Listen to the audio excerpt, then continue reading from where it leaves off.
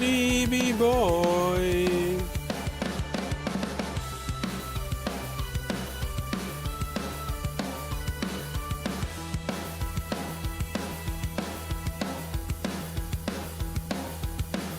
Sleepy boy.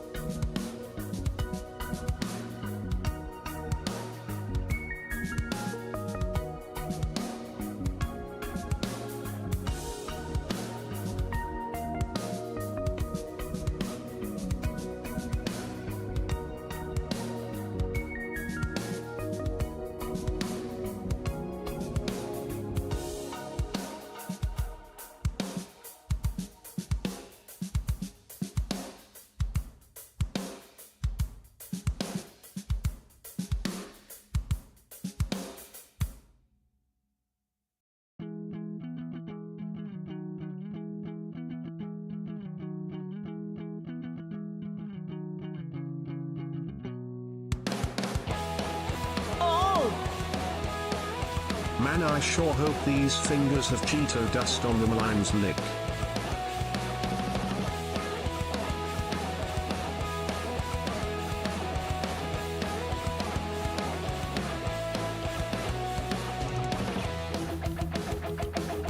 Kleeben split niche.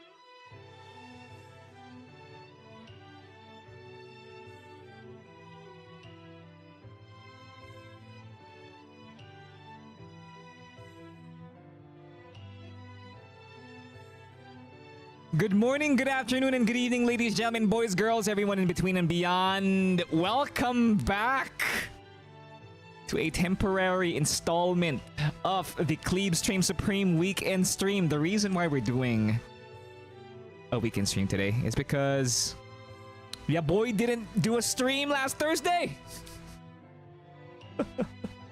He did not do a multi-stream last Thursday.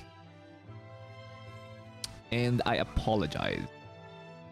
Wait, Thursday. Friday! I did not do a multi-stream last Friday because your boy had to focus on his exam, in which he had his ass beat. So good. Ay, ay, ay. Hello. Hello. You're seeing what's left of the Kleeben after getting washed from that exam. Boy, I passed kanji. Okay? I aced kanji, in fact. I aced vocabulary. I only passed grammar. Okay, that kicked my ass as well because on the last part of the grammar exam, they threw in some N1 to N2 words on the reading. I passed reading. Listening, however, needs heavy improvement. Oh God, disgusting score. I failed listening. So that means I need to immerse myself in more in Japanese media. That's what I plan to do tomorrow. Okay? Just move to Shinjuku. It's not that simple, fella. Not that simple. Given that I'm from the third world, qualifying for a job in Japan will be very difficult. It needs some extra work. Okay? Let alone qualifying to live there. Alright, so who do we have on the green? We have Marty, Masaru. Welcome to the Kleeben Stream Supreme. On the green platform, who do we have on the purple? We have Bestor. We have Omerda. Sell bowls of soup number 5. Soup number 5 ramen. Hi, Lexi. Hi, Marty. Crumbing. We also have Mr. Smiles. How dare you not entertain us instead of handling RL stuff? Bro, it's for my future. Okay? If you want me to do more streams in the future, you gotta support the RL stuff. Because I am working towards that. I'm working towards streaming more in the future. What's up, Foxy? Okay, I see we have our regulars here. Hello. What up, Ghost? Okay, we also have Breadcrumbs. Breadcrumbs. At the beginning only of the stream. What up, Best Lore? Hello.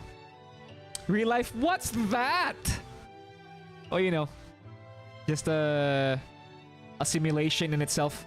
Speaking of simulation, we are going to be playing our very first simulator. Our very first dating simulator here in the Kleeben Stream Supreme. It's called I Love You, Colonel Sanders. A finger-licking good dating simulator. Who here has already played this game? Who here has already played this game? No spoilers if you already played this game. Or if not played, watched people play. I Love You, Colonel Sanders.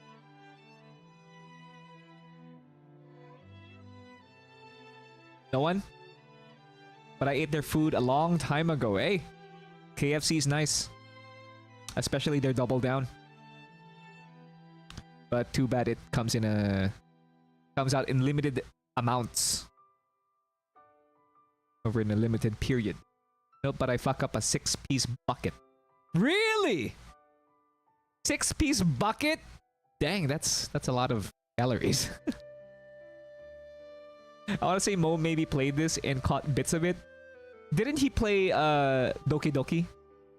I wasn't able to watch the Doki Doki playthrough live.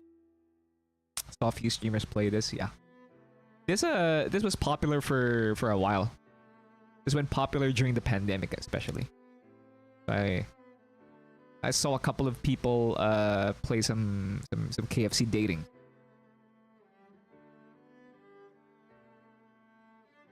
Last 2021, 2020, around that period. A lot of chicken, yeah. He did play Doki Doki, yeah. Uh-huh.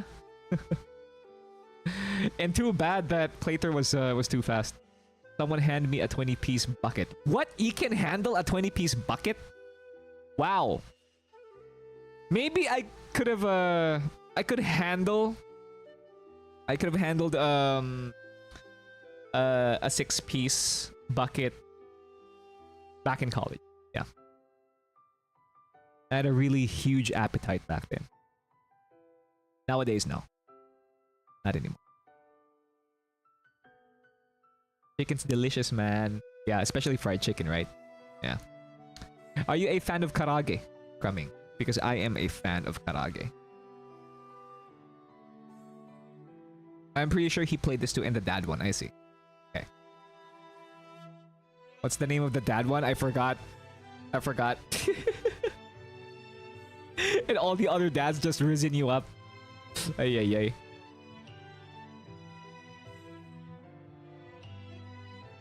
Anyway. Lawson Karage. Lawson Karage is nice. Yeah.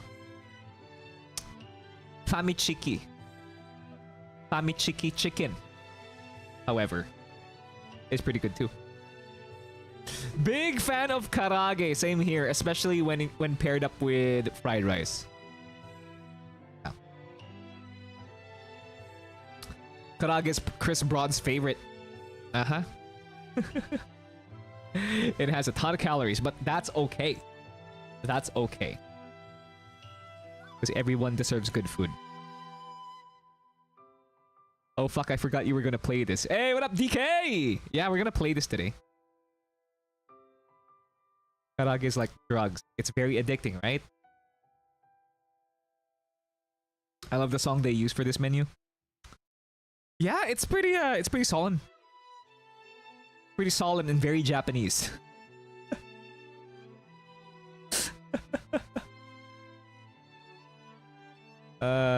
Yeah. So, what has been everyone doing during the weekend? What are your plans during the weekend if the weekend hasn't started for you? Are you guys working right now? I know that some of you are working during the weekend.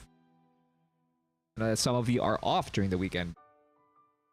So, in your off day, what's the plan? What is your agenda? Me, I just plan to chill with you guys. Okay? By the way, guys, this will only be a 3-hour stream. Alright, as much as possible, just a 3-hour stream because I need to be early tomorrow. Alright, so this won't be your standard 6. Okay? I have already done 3 hours of studying beforehand. And any more streaming beyond 3 hours for this session would just be overkill for me. I had a bad indigestion this morning, so a bit dizzy. Okay. Get well soon. Odaijini. Brought my bike to the repair shop. Have a massage appointment. Wow, I am jealous of that. I want a massage as well. Bro. We all need massages. I gotta do some adulting later. Run some errands, clean, and do laundry. Of course, the weekend is for that, right? Especially if you live independently. Gotta do the chores.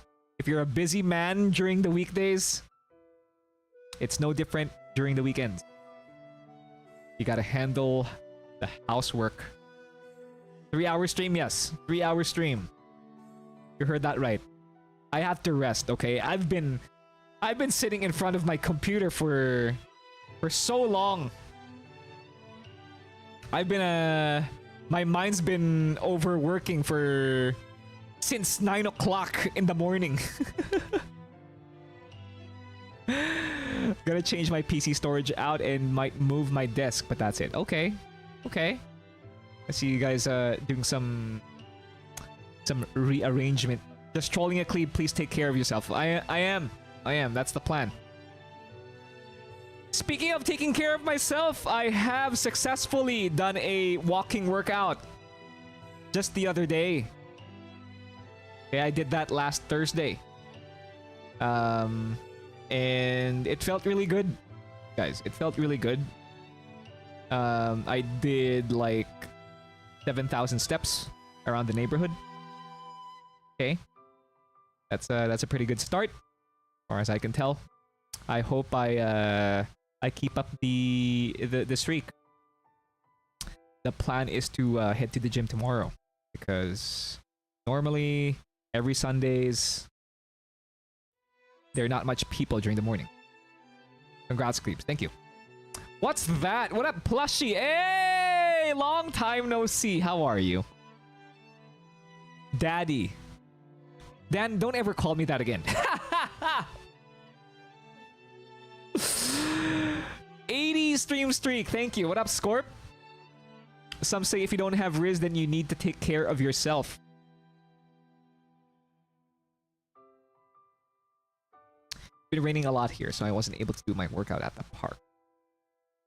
Yeah, there's always home workouts. Yeah. Hanging in there. All right. Take care of yourself, Plushy. Boy. I'm exhausted.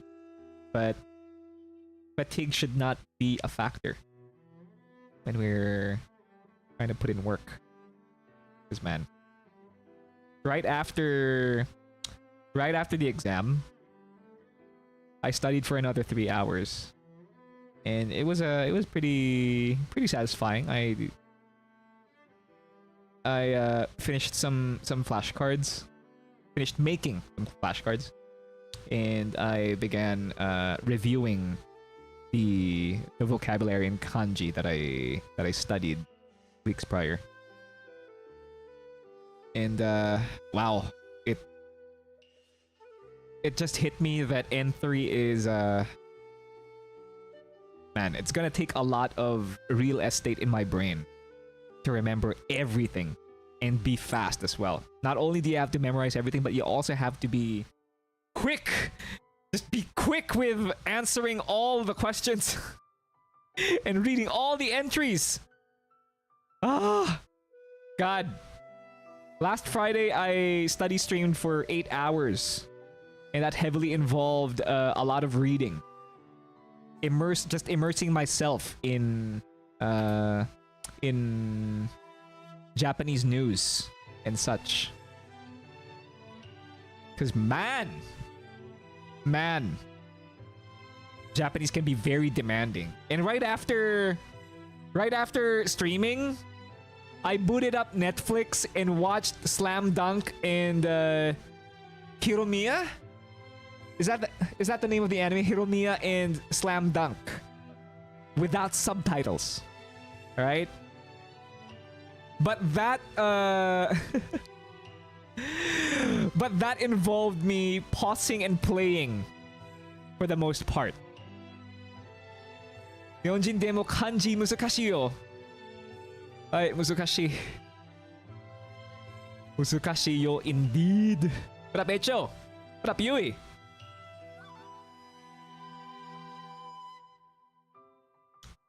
Yeah, unless you're a Japanese person, kanji's gonna be difficult. However, there are certain Japanese people that have trouble with kanji as well.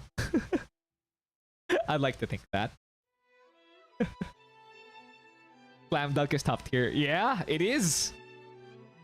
Pretty much. Gotta remove the Suikoden knowledge and replace it with N3 knowledge. Ah! If anything, I want to replace my guitar knowledge with Japanese. That way I have something more useful.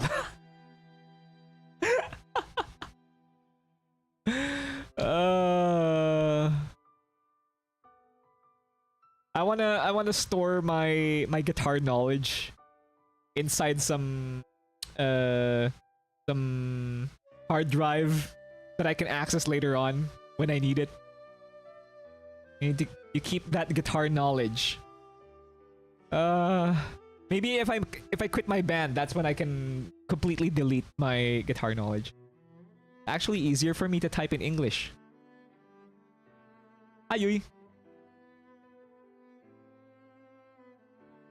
I wish future smart glasses would just give us subtitles. Yeah. I'm hoping that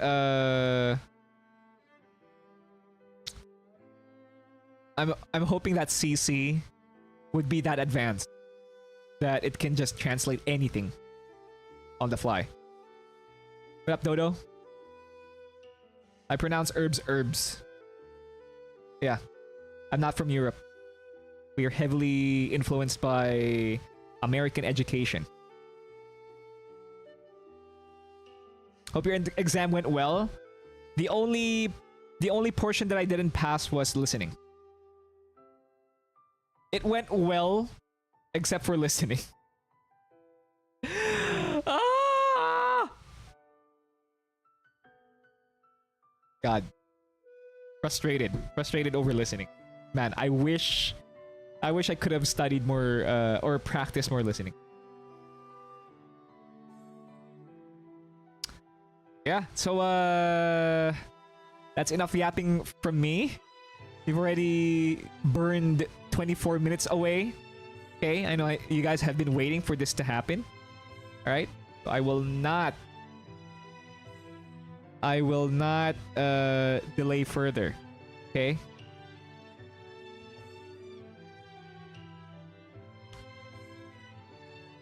Sounds like more Kurosa streams then, yeah? Time to date some food. Japanicanism is such a strange language. Okay, new game. Let's go. Let me know how the audio is. Is this too loud? Are the sound effects too loud?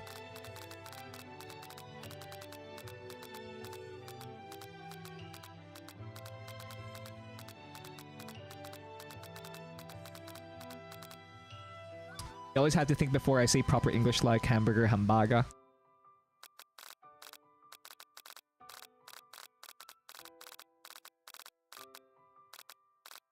Oops.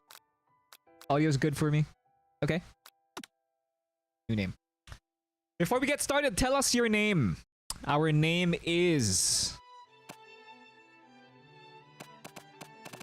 Clueboard. Whoa! Biscuits and chicken? Give me all of that. We don't have biscuits in our KFC, by the way. Here in Southeast Asia. Okay, it says here, you sleep softly as the morning sun casts a warm glow through the window of your modest student apartment. So we're a student. Okay? We're a youngin. I don't know what this kanji is. What's this kanji?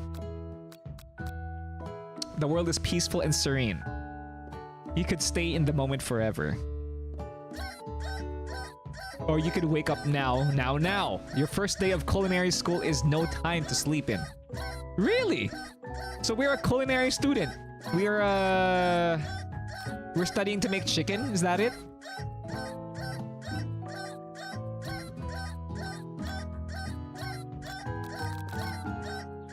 Smack that clock up and at 'em. Throw the clock out the window and stay in bed forever. This is not me. This is me. Lying in bed, you stare at the ceiling, thinking about everything that awaits you at the prestigious University of Cooking School. University of Cooking School! Academy for Learning. Your mind begins to wander. Who will be there? What will you cook? What should you wear? Time begins to fly by and you find your imagination getting away from you. You'll need to take this seriously. Allow yourself to daydream a bit, thinking about the future. I mean, now is an urgent time. to head to class, right? So I'm not gonna waste time in daydream. So we'll need to take this seriously. This is me. This is me right here. Red Converse low rise. It's Vans. It's Vans authentic. Smack that shit. Sadly, Japan's biscuits are more like scones, and we put honey on them. You also put honey on biscuits. Yeah. Echo, thank you for the streak. Appreciate that. Let him cook. Okay, so you'll need to take this seriously, because when it comes to me trying to fulfill duties and schoolwork in general, I like to take them seriously. So that's me. Daydream about fried chicken. I'd better make sure to arrive prepared for the first day, of course. You bust through your morning checklist. Teeth brushed, hair combed, pits deodorized. Nothing can stop you now. You confidently grab a biscuit, strut out the door, and head off to class. Oh my god. Just what you needed to get your blood flowing. Standing in the quad, you gaze upon the magnificent University of Cooking School, Academy for Learning. Here comes your lifelong best friend forever, Miriam. Okay, he's got her outfit. She's the most adorably awkward person you've ever met, and you absolutely love her for it. DK, thank you for the streak! 50! Heyo! Thank you for that. Okay. Good morning, Clueboard! Are you excited for the first day of the rest of our lives? Actually, because I am excited! A little nervous, okay. Okay, a lot nervous. It's just that this morning I made breakfast for myself, but... well, when I ate it, I couldn't taste any love in the food. What if I'm no good? What if I fail? Classic Miriam.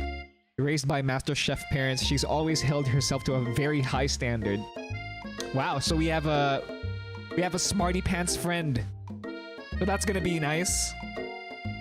They're gonna constantly influence us to get good grades. I fuck with Miriam, she seems fun. Yeah, same here. Ever since we were little babies playing together and you rescued me from that quicksand box, it's been clear to me that you're the most loving and caring person I know. You're gonna do great. But with University of Cooking School Academy for Learning's famous 3-day only semesters... 3-day only?! That's pretty quick. I'm afraid of being left behind and never catching up. A sweet girl, Miriam has always had a flair for the dramatic. This summer, she got so nervous about her first kiss that she chipped a tooth practicing on a... Wow! Has anyone ever done this before? Mannequin? Really? Chipped a tooth? You were using too much teeth, ma'am. Too much teeth. Should you pep talk her or change the subject to give her some relief? Change the subject to school gossip? Maybe pep talk? Maybe tell her that, don't worry about it. You know? Just apply what you've learned from your parents and learn a lot in school. Learn what they teach you. All those things. Part shark, all business. Remember last month when we saw that fortune teller and had our tarot cards read? The lady with the mask who gave me nightmares? I've been trying to forget. I know she looked spooky, but she was so sweet. And she told you that you were destined for great thing. So we better believe that.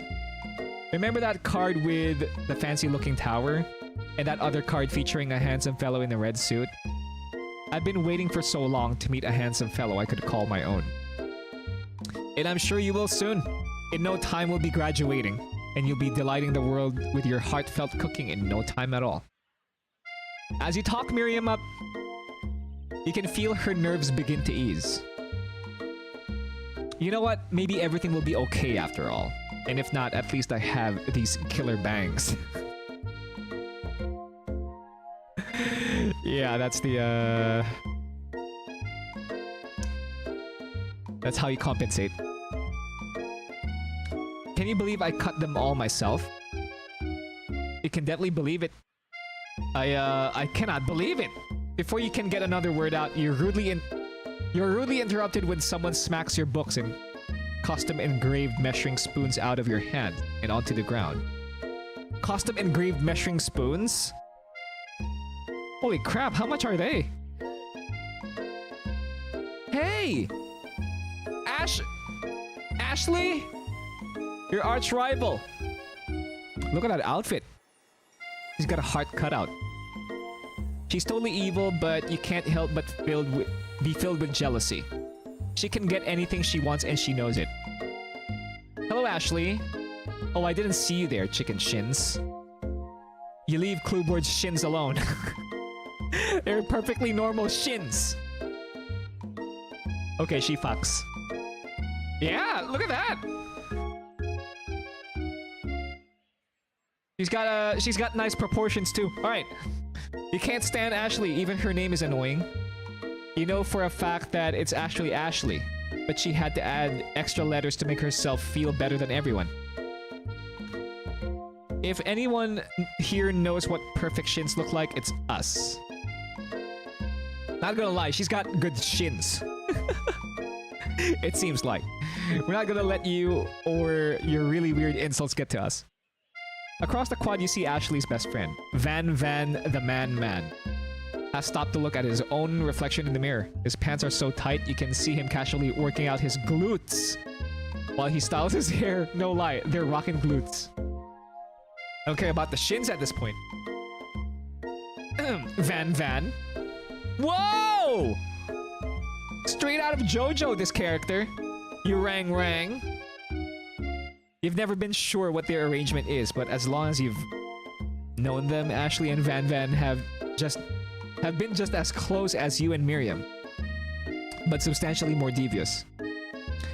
I can't believe that University of Cooking School Academy for Learning would ever allow people like you to attend as students. I know, right?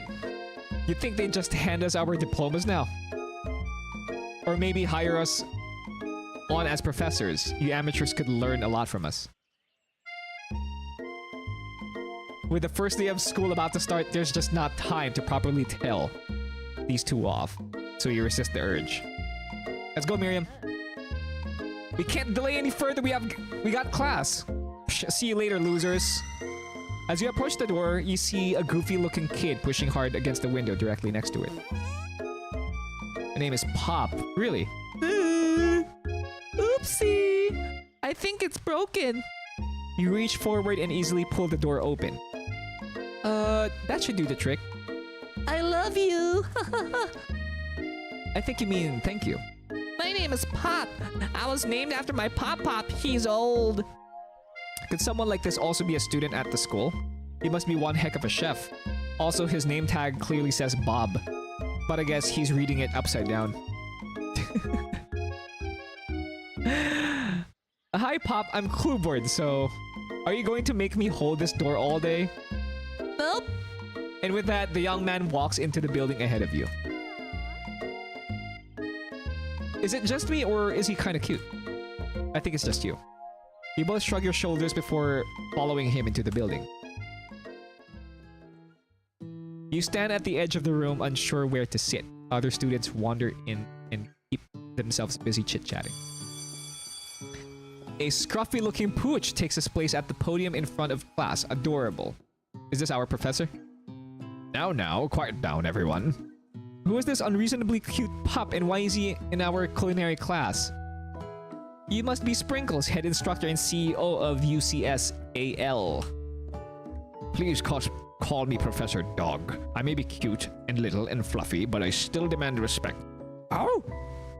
What? A cute dog is our professor? This is the best school ever! I guess only a dog's nose is capable of picking up all the nuances of fine dining. Out of nowhere, wind begins to rush around.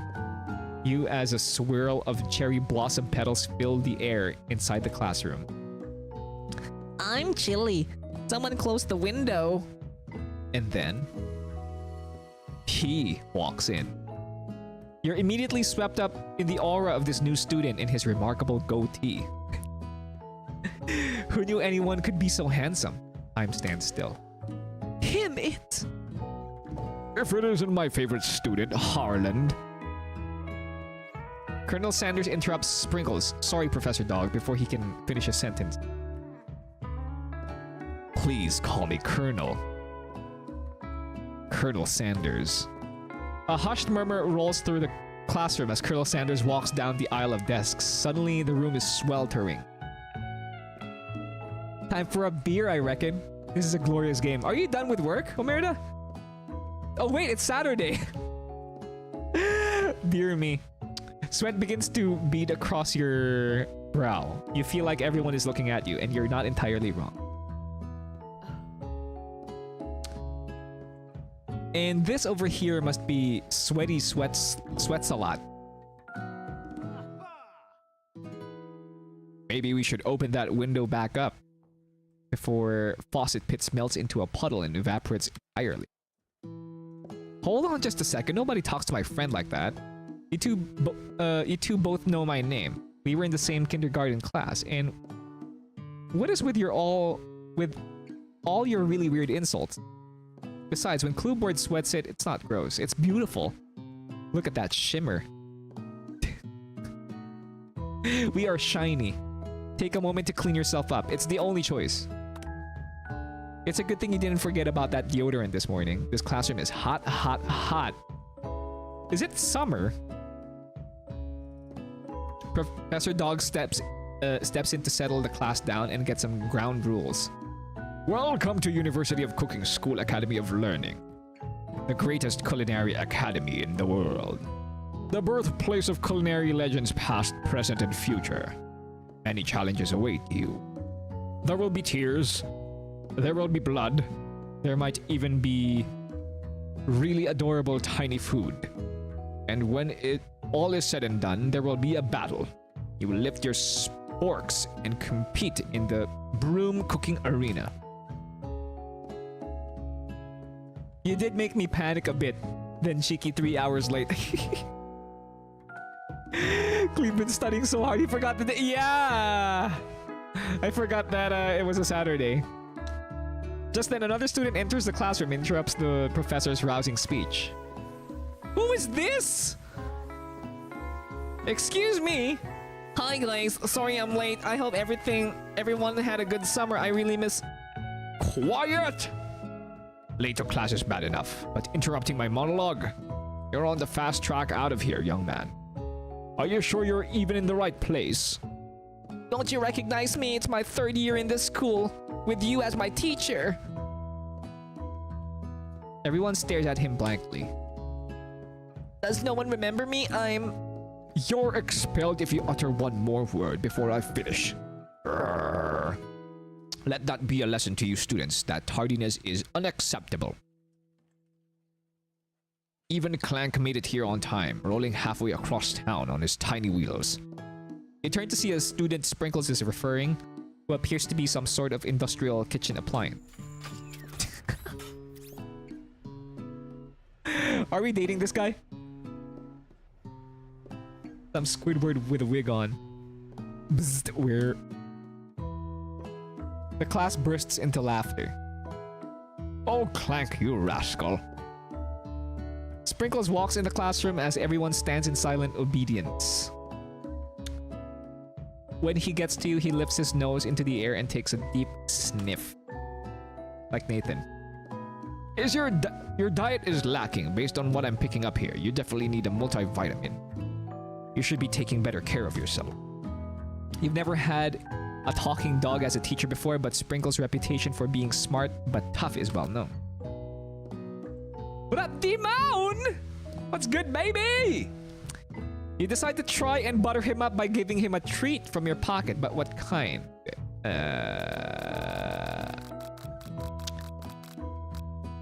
Chicken snack is good. I think chicken has more protein than beef. What do you guys think? Beef? Not rubber ball. Not rubber ball. I don't think a rubber ball would be nutritious.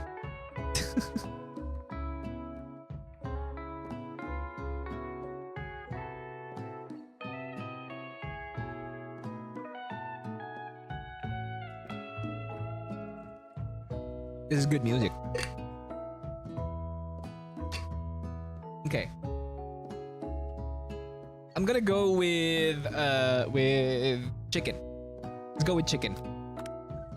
You reach beneath your apron and return with a chicken snack in your hand. Sprinkle's eyes go wide as he locks onto it. His favorite. There we go, bingo! Bingo! Well, well, well, I think there might be some competition for a new star student. The furry professor immediately devours the snack, leaving your hand slick with a coating of warm doggy drool. You see the other students eyeing you jealously, but pay no mind to them. If they wanted to succeed in life, they should have learned the importance of carrying a range of dog treat flavors on them all the time. Settle down, young chefs. Take your seats and prepare to have your minds open to the amazing possibilities of culinary creation. As everyone rushes to claim their favorite seats, you're left standing at the front of the room. Only two options remain.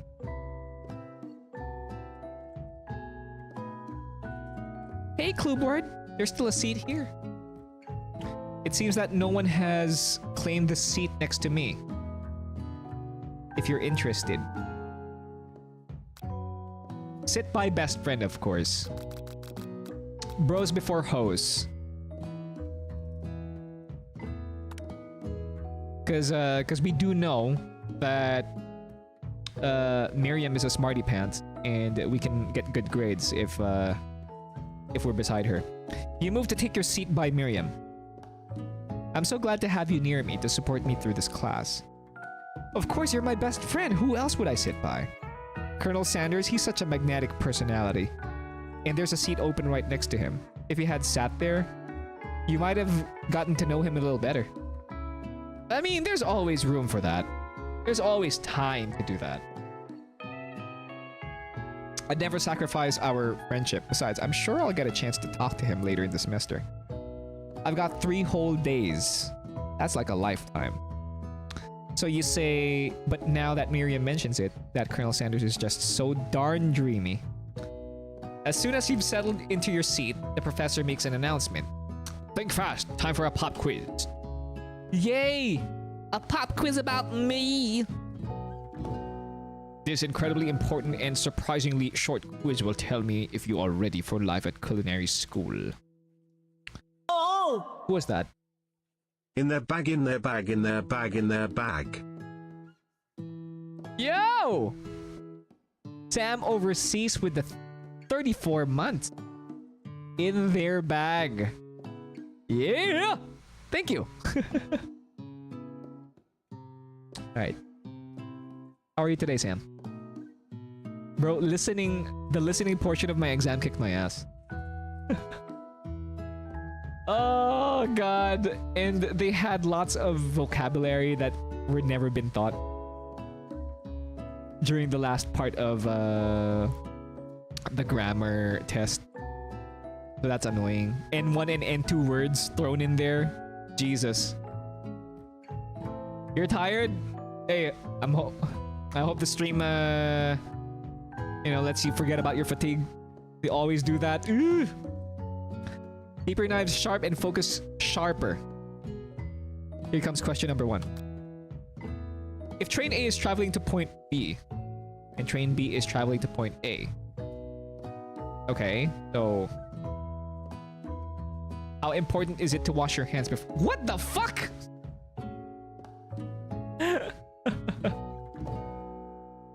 Extremely. Of course, because you're handling food, right? That's right. Forest is to tree. Okay, chicken is to... Huh? Feather, of course. That's right. What is the most efficient eating utensil ever created? Not a comically oversized fork, of course. Not a meat tenderizer. Okay. Not important. It's one of the 11 herbs and spices. Secret herbs and spices. Okay. Spork. Okay. Good so far. That's right. What food is best for a broken heart? Camel meat? A pancake that looks like a silly face. Anything as long as it's prepared with love and not too much salt. I like too much salt though. A pancake with a silly face. I'm answering with this. That's wrong.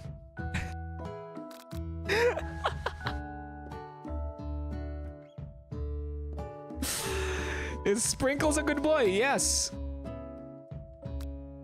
He's a talking dog that teaches at culinary school. He's the best boy. That's right. Your total score is 4 out of 5.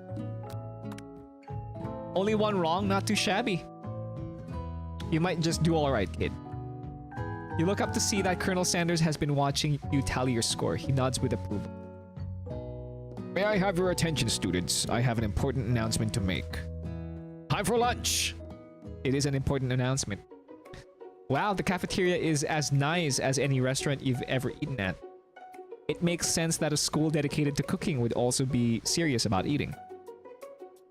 A delicious fragrance wafts through the room and tickles the end of your nose. Your mouth waters. Do you smell that? That must be our lunch. It smells crazy good. Everyone, can I have your attention? Is it about lunch? No, I just wanted to apologize for my tardiness. You see, I was... Howdy, folks. I'd like to make an announcement. Hey, I was... It's about lunch. Everyone cheers. But I... Shh. Lunch, lunch, lunch! She said shh. In honor of the new semester, I prepared something special to share with everyone for lunch. That must be the smell I smelled. Indeed, that smell.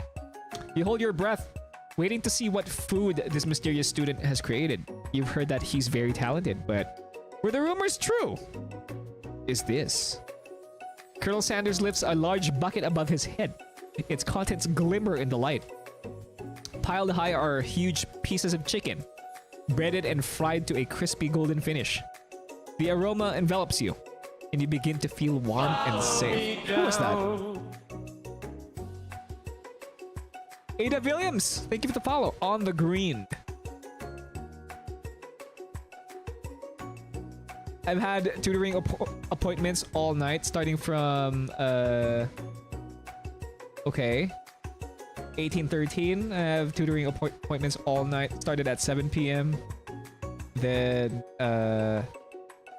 8, 10, 11:30, midnight, 3 a.m. 6 a.m.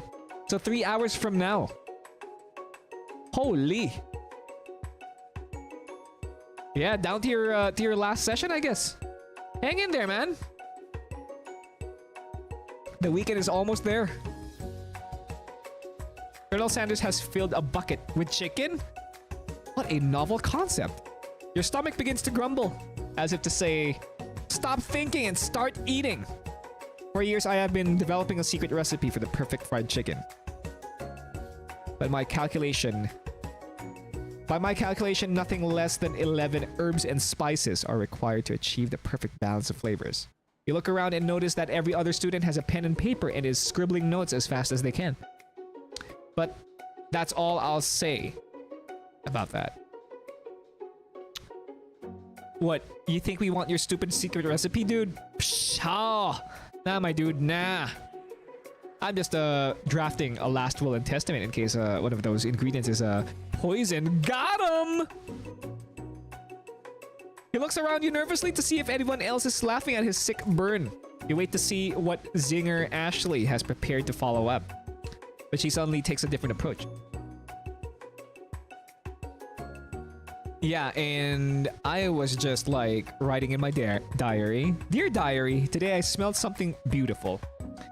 I knew at that moment that only the hands of a true gentleman could fry chicken so tender.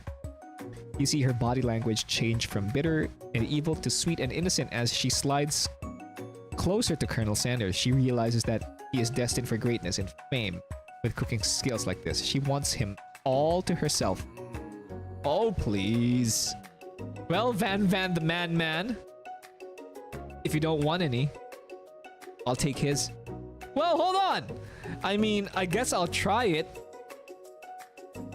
He takes one bite and his eyes grow wide.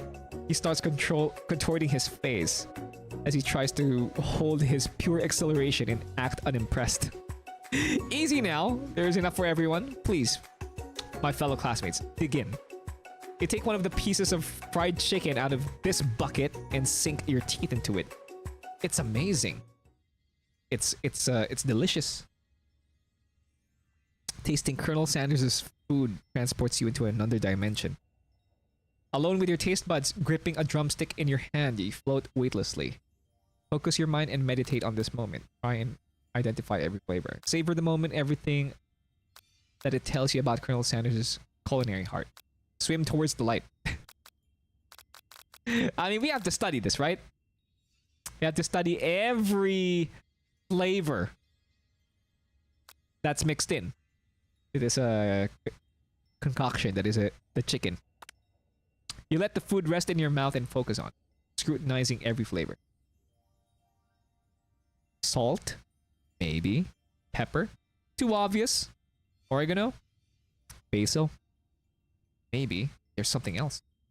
Something dark, something spicy. Dig deeper, deeper, deeper. Yes, even deeper still until you find it. Could it be... What's that again?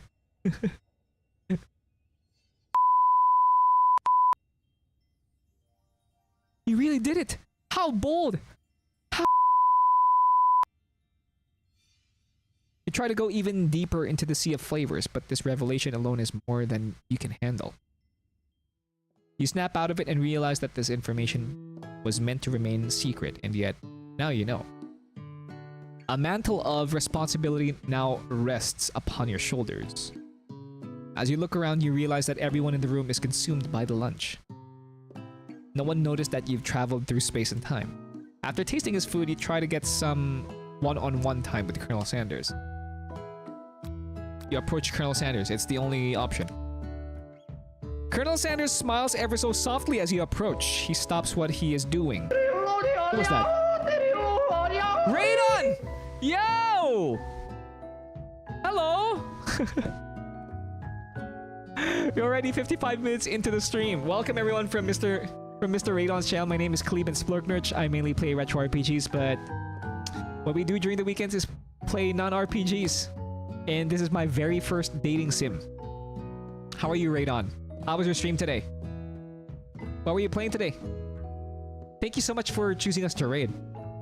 What up, Space Hopper Copter? What up, Taco Burger Pizza? That name just made me hungry. Welcome, Raiders. Right now, we just met Colonel Sanders, and it's our first time tasting his cooking, his fried chicken. Retro achievements today, tomorrow, N64 tier list, and baseball finishing. Okay. Appreciate the support, man. Hope their retro achievements have been treating you well. Okay, I'll see you tomorrow with your baseball and your talk on the N64 tier list. Alright. You guys haven't, please do check out one of my good friends. His name is Mr. Radon. One of the main influences of this channel. Okay? Plays a lot of retro games. Radon, I was supposed to play Ocarina of Time today. But chat wanted a dating sim. I have not played Ocarina of Time for several weeks now. I'm craving some fried chicken watching this. Yeah, go get some. Go make some.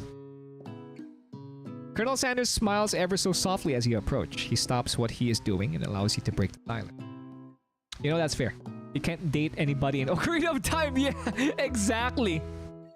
Exactly. You spend a lot of time with your shield and sword, though. That's kind of like dating, but different. Alright. Colonel, I wondered if I could talk to you for a second. Anything for a fellow chef. Hey, he's so friendly. He's so friendly. He's got a big watch too. He's fancy. What exactly was on that chicken? Is he even allowed to say that? It's his secret recipe. How bold to come out and ask. It's an idea that I had for a new combination of flavors that will make me my fortune and establish my legacy for all time as I open a chain of highly successful fried chicken restaurants. No big deal. It's just you and me here talking. I can keep a secret, in fact. I've got some of my own that I'd be willing to trade. What's the rush? The semester's only getting started. We've got 2 more whole days to get to know each other. He's clearly not going to give it up easily, but it doesn't hurt to be persistent. Forbidden umami. Might be getting some Jollibee fried chicken or chicken karage. Chicken karage, guys. Chicken karage. That's your best bet. You know what they say about secrets, Colonel? Shouldn't learning be fun? You've got moxie. I'll give you that. Colonel Sanders looks both ways to make sure you're truly alone, and then leans in. You can feel his warm breath as he whispers. You can feel it in your earlobes. Just one ingredient, but you can't. It's something my great-grandmother taught me. Wow! You never have guessed that. In fact, you're not even sure where you'd get some if you searched.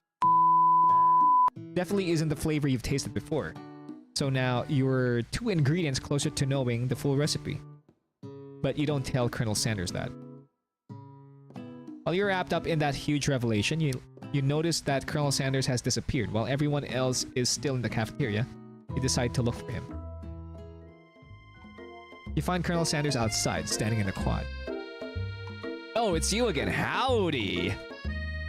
Sometimes I like to come outside and look at school buildings, and I think about how my story will continue on after I've graduated. It sounds like you have big plans. I dare say the biggest. I will leave my mark on this world. You can bet on that.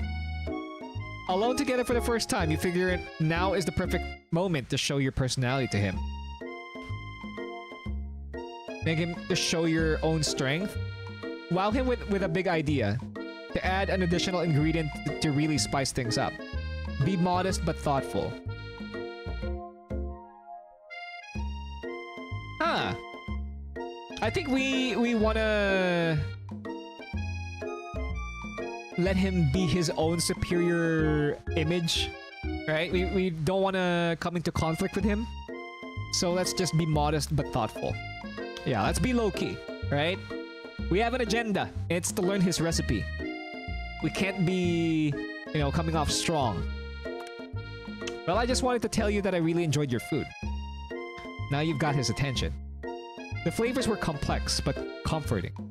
The interplay between salty, savory, and peppery, it was perfect.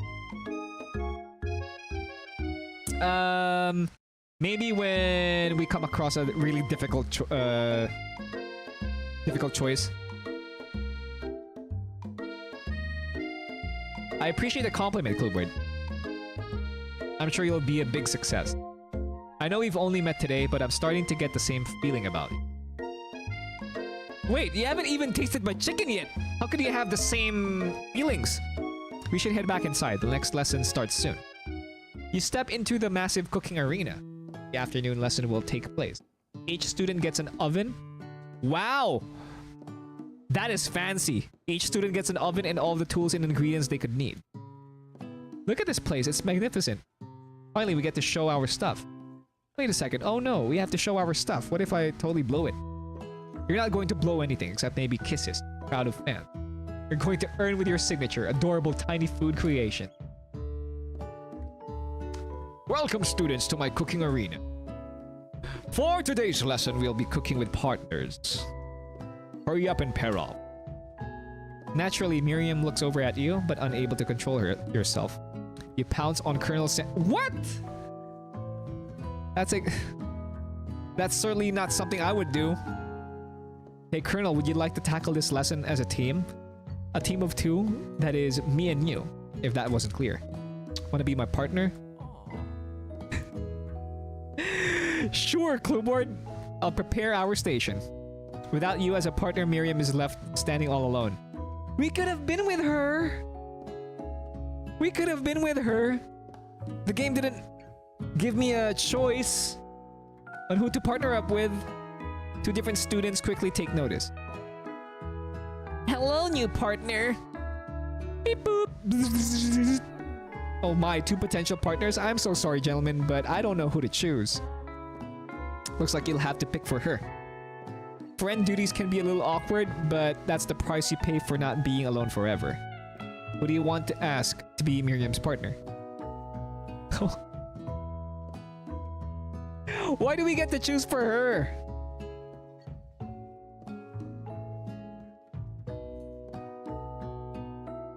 Pop doesn't seem like the neat type. He seems to be the messy type of chef. Let's go with Clank. Sorry, Pop, but I think Miriam will be partnering with Clank today. It's okay, I already ate. Not entirely clear if Pop has any idea what the point of school even is at this juncture.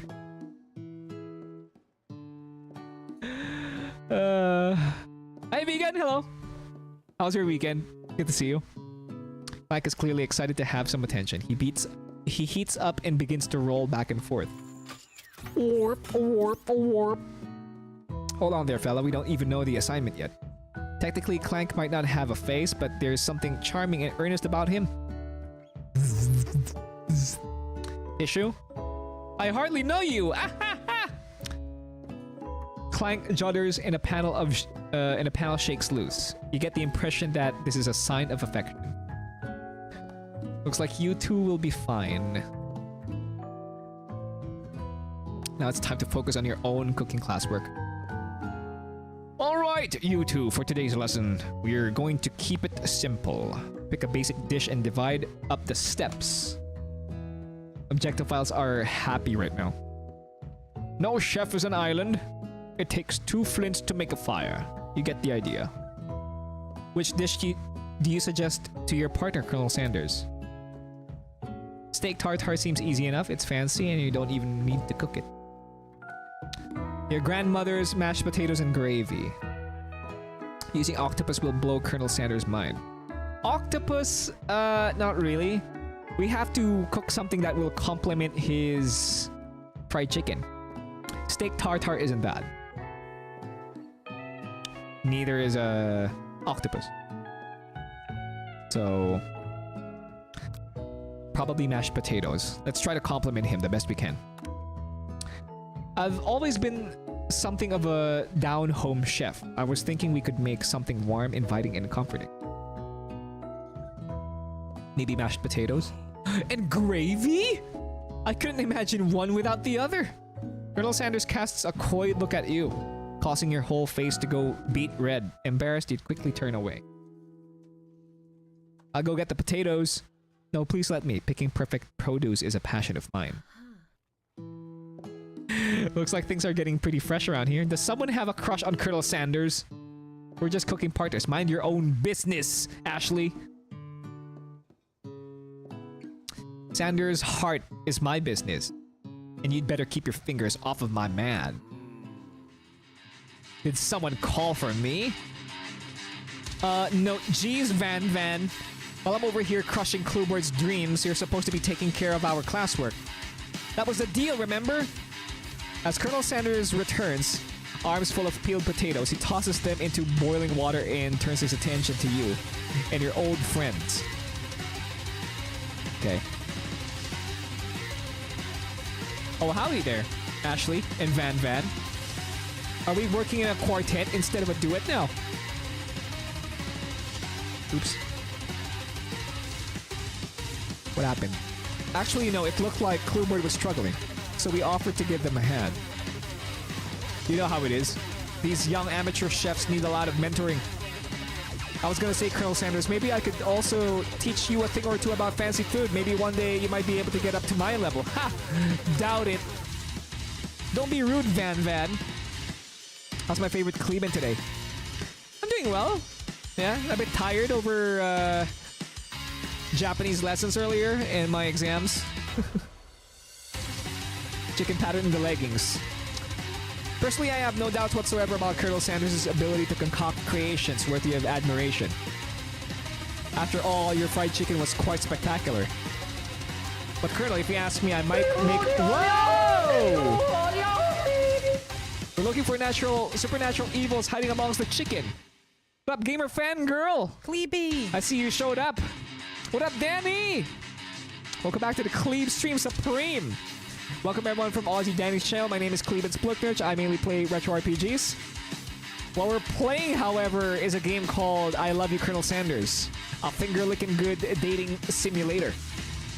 Alright? This is our first time playing a dating sim. And we're doing good so far.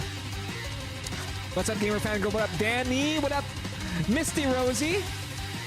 Yeah. I love you, Colonel Sanders. But Colonel, if you ask me, I might make a better partner for you then. This thing that has positioned itself at your station. Don't you feel deep down that we cast complementary shadows? We fit together like thigh and a drumstick. It just makes sense. I want some chicken now. Isn't it late over there? Could you order some chicken? Right now? Nothing about this makes any sense, but one thing is clear. She's coming for Colonel if you don't watch out. Ashley is really going at you hard. You need to ask for some backup here before things get ugly. Okay.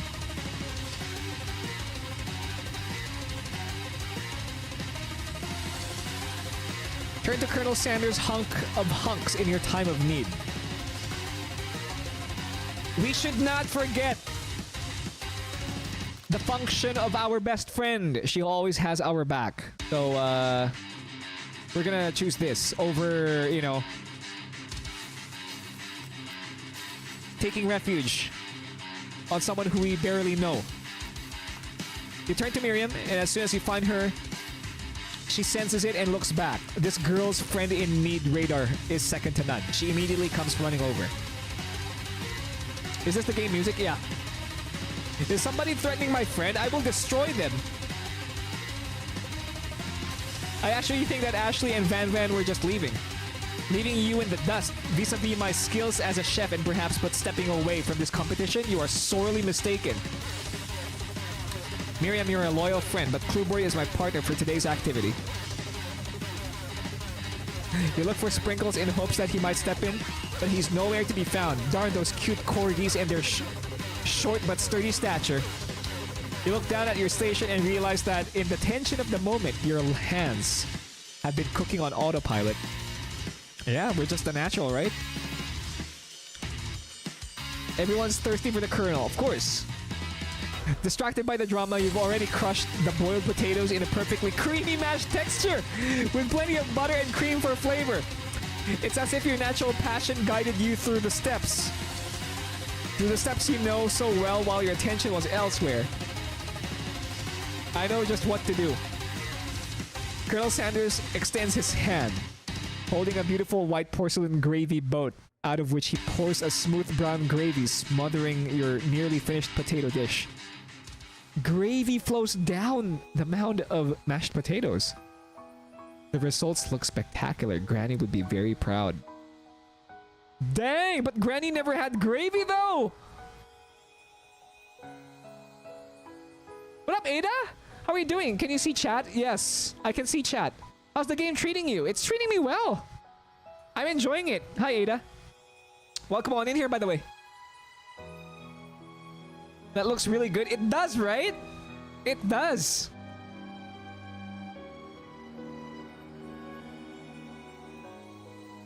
Yeah, tell me, what are you guys having for dinner over the weekend? Are you guys having any good food over the weekend? Will it involve chicken?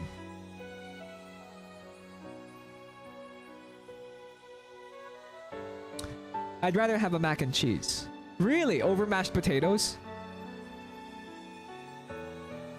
Man. It will involve chicken now. You gotta order takeout, man. You gotta order takeout. I hope it involves chicken. Gotta cook that fried chicken, man. I looked like steak and chips before. but I was streaming when I glanced at it. I like baked potatoes with some fixin'. Baked potatoes.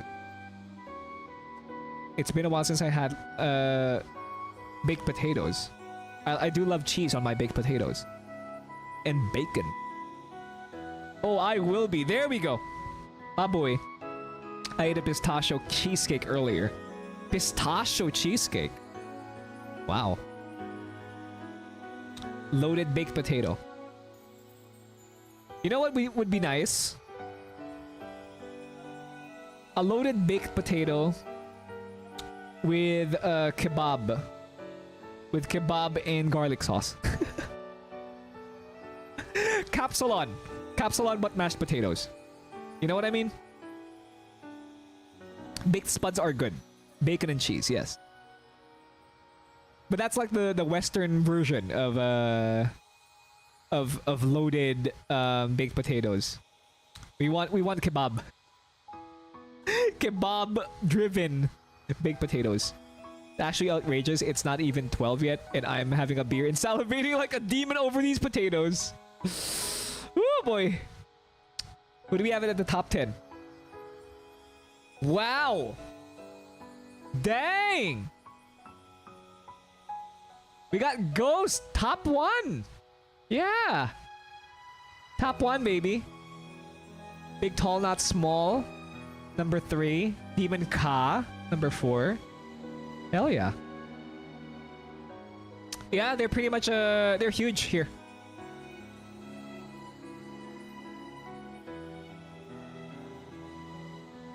Yeah, the European HSP, and he can't go back. Man, it's so good.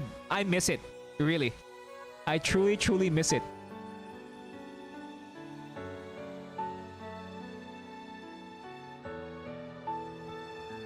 I love a good sweet potato. Yeah, sweet potatoes are good. Especially with seasoning.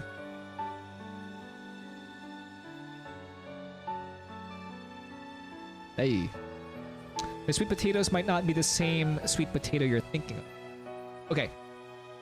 Gravy flows down the mound of mashed potatoes. The results look spectacular. Granny would be very proud. By the way, to those of you who just came in, okay? I know you guys have been waiting for me to play this game. However, we'll only be streaming for 3 hours. Alright? Only 3 hours. Colonel Sanders holds a spork out to you. You reach out and grab a hold of it, but he doesn't immediately let go. The two of you stand holding the same fork, and for that small moment, all of the madness and pressure in this crazy world.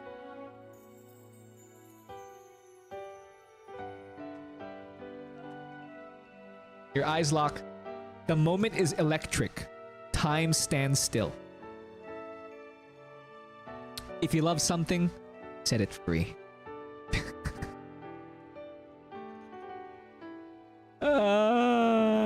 He is winking. Together, you dig the utensil into the mashed potatoes and lift a heaping sporkful up. You see Ashley with a sinister look. You know that she's plotting again against you to be with Colonel Sanders. And then, filled with rage without thinking, you fling the sporkful of mashed potatoes right into Ashley's stupid, beautiful face. Van Van! Do something! Do something! Scooping up a fingerful, Van Van tastes the dripping mashed potatoes and gravy and realizes that it's delicious. Let's do voices. Van Van tastes the dripping mashed potatoes and gravy and realizes that it's delicious. Horrified by this revelation, he slinks away. Will he ever be able to cook something with so much love and integrity? Hold on right there, Clueboard. We do not waste food in the broom cooking arena. Colonel Sanders, I expect better from you. If you throw one more spoonful, you both better be prepared to eat. To eat it from wherever it lands. Kanaya has potato's face. Van Van rushes back over. A covered dish in his hand. Mashed potatoes with gravy? Pathetic! In just a few minutes, I've prepared a full meal. Gaze upon my specialty, braised tentacle of octopus in my silky saltwater sauce. Plated on a battle axe blade forged by my supreme chef ancestors. You've ignored me for too long. That ends now. It is I who will have the first bite, and you will all look on with envy. The interrupting student rushes at Van Van and swipes a bite of his signature dish right off the plate. No! Don't! Something about this dish that doesn't strike my nose quite right. I think the octopus was rushed and may have turned in the process. The results could be toxic. Too late. It has been eaten. Okay. No, you spelled it right the first time, Danny. I think I left something in the oven. I don't feel so good. It killed him! Everyone step back! Don't take another bite! When you look back at the plate, the rest of it is gone. You'll notice the tip of the tentacle being slurped up in Pop's mouth.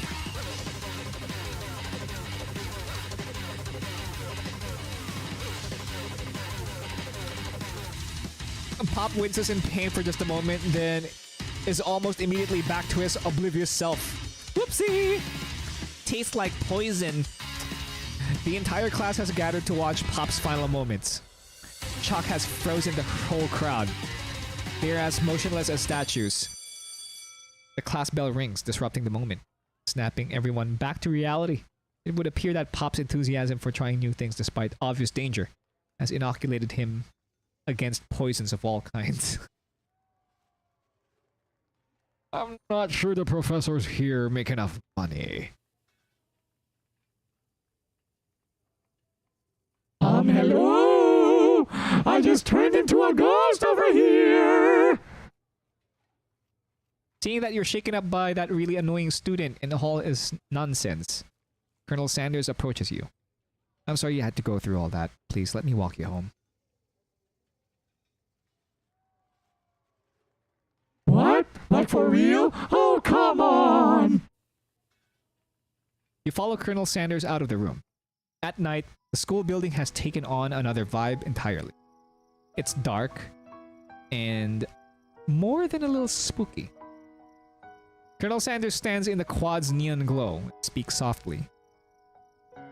Those mashed potatoes you made in class today. Before you go on, I want you to know they're not a great representation of my skills. I didn't even realize I was making them. They were amazing. Tasting them, it reminded me why I became so passionate about food to begin with. Colonel Sanders is getting choked up. Cooking is obviously important to him, in a way that you find inspiring. Now might be the perfect time to tell him you're developing feelings for him. Okay. Colonel Sanders? Yes, Cluebird? There's something I need to tell you. Hold it right there. There's something I need to tell you first. Oh, jeez. You see, when I was just a boy, I had a dream that one day I would be the greatest chef in the world has ever seen. And every day since, I have been working toward that dream. Day and night. Never stopping, never resting. Also lifting a lot of weights, like so many weights. We should follow our dreams with all our hearts, if that our souls may grant them like wishes floating on a shooting star. Hey, no, You! Shut up! I'm the one here to say inspirational stuff and be the star of the story. Are we forgetting that your cooking literally killed a guy? You can't prove that. I also saw you kill that guy. What was his name? Somewhere in the distance you hear a long, sad sigh. Forget him. We're talking about me. Me! I'm the hero. The Spork Monster is here to fight a hero! That's so cursed. I think I left the fridge door open. Later, nerds! How dare you threaten me just as I was letting down my guard and connecting with another chef on an emotional level? Be afraid, be very afraid of me! Because I'm a monster, see? Is he rhyming on purpose or is that just a coincidence?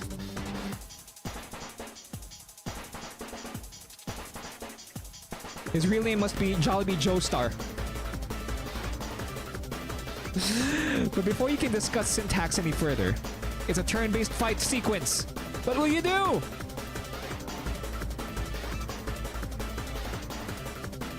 Is this Final Fantasy? Let's attack. You decide to go on the attack. Which attack will you use? Cook with love. It just got real. That attack really upsets the Spork Monster. Spork Monster goes on the attack. They spit hot gravy at you. You take 1 damage. Let's keep attacking. You decide to go on the attack. It worked the last time, right? Cook with love. 1 damage. Spork Monster won't forget this. Spork Monster is really feeling threatened by your attack. Focuses their mashed mind and draws in energy from Mother Earth itself. They grow larger and more intimidating. How will you respond? Attack. Cook with love still. At this rate, the semester will probably be over before the fight is. Spork Monster is no quitter. Buffed up and ready to rumble. They go on the attack once again. Spork Monster uses Utilitensile. You take 2 damage from the attack. If you take much more damage, you're not going to survive the battle. Let's defend. Which defense will you use? Trepidation. You curl into a ball. I'm not cut out for this. Feeling vulnerable, Spork Monster prepares for its ultimate attack. Rounded Edge. Vile villain, your reign of terror stops here. Colonel Sanders summons the energy of 1,000 chickens. Pot Pie Power Pinch! Pot Pie Power Pinch does 10 damage. Spork Monster is defeated. You saved me! An injured Spork Monster spews steam into the night. Do we forget Mercy? Finish him. No student will ever walk the quad in fear again. This monster messed with the wrong chef. Attack. You'll never survive my student debt loan destruction. Sorry, thank you for the spork. I said spork. Splurk, rather. Spork Monster is completely vaporized. Colonel Sanders looks in awe. You continue to surprise me, Cluebird. The defeated monster left behind a special item. It appears at first to be a cookbook, but upon closer inspection, it's so much more. It's a book of magic spells with a golden chicken on the cover. You open the cover and find the library card tucked inside. The last name to have signed it is Borko. Borko, that name sounds strangely familiar. How could you kill it like that? Hiya! Your blood is pumping as you stand in the quiet of the night, holding the mysterious book in your hand. As you calm down from your battle buzz, you realize that your final attack has left you completely depleted. The world around you begins to fade away. Without any energy to keep your eyes open, the darkness overtakes you. The image of Colonel Sanders flashes before your eyes. You fall asleep. He must have helped you get home. In your tired state, you don't know if you could have made it without him. What a guy. You want to thank him, but you don't have the strength to utter a single word. You feel your covers being pulled up over you. You are tucked in tightly. Good night, my Colonel. In your dream, you're together with Colonel Sanders. For some reason, Sprinkles is also there, instructing your love. Dreams are weird.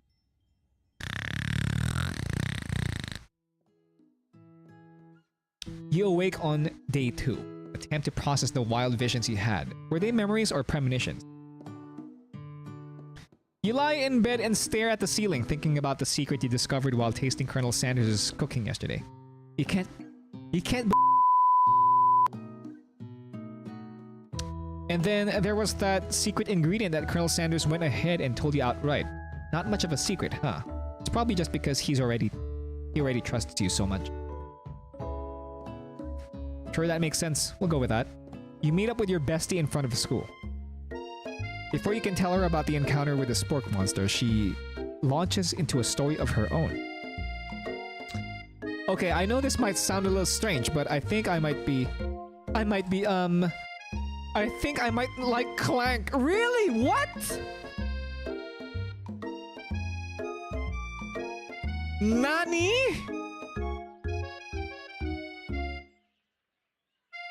Really? Like him or like? I know it sounds like it's moving too fast, but there's something about him I like him. Like him. Really, that's weird. We got to talking after class. And he's actually a totally sweet guy. Not only that, but he's really smart. He told me all kinds of stories about Colonel Sanders. Okay. Did you know that Colonel Sanders was the most popular kid in his high school? Really, was he? Hold on. No, but that does make complete sense. Yeah, but he was so popular that he was voted prom king at a school he didn't even go to. And was also the convertible that he himself rode in at the front of the homecoming parade. He's a rich kid, I guess. Rich kid and good looking. You know? What more could you ask for, right? Hold on. Yeah. Check something real quick. Okay.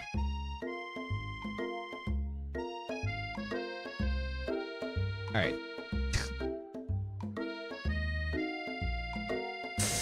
I'm thinking maybe something got lost in the pressure cooker language translation there.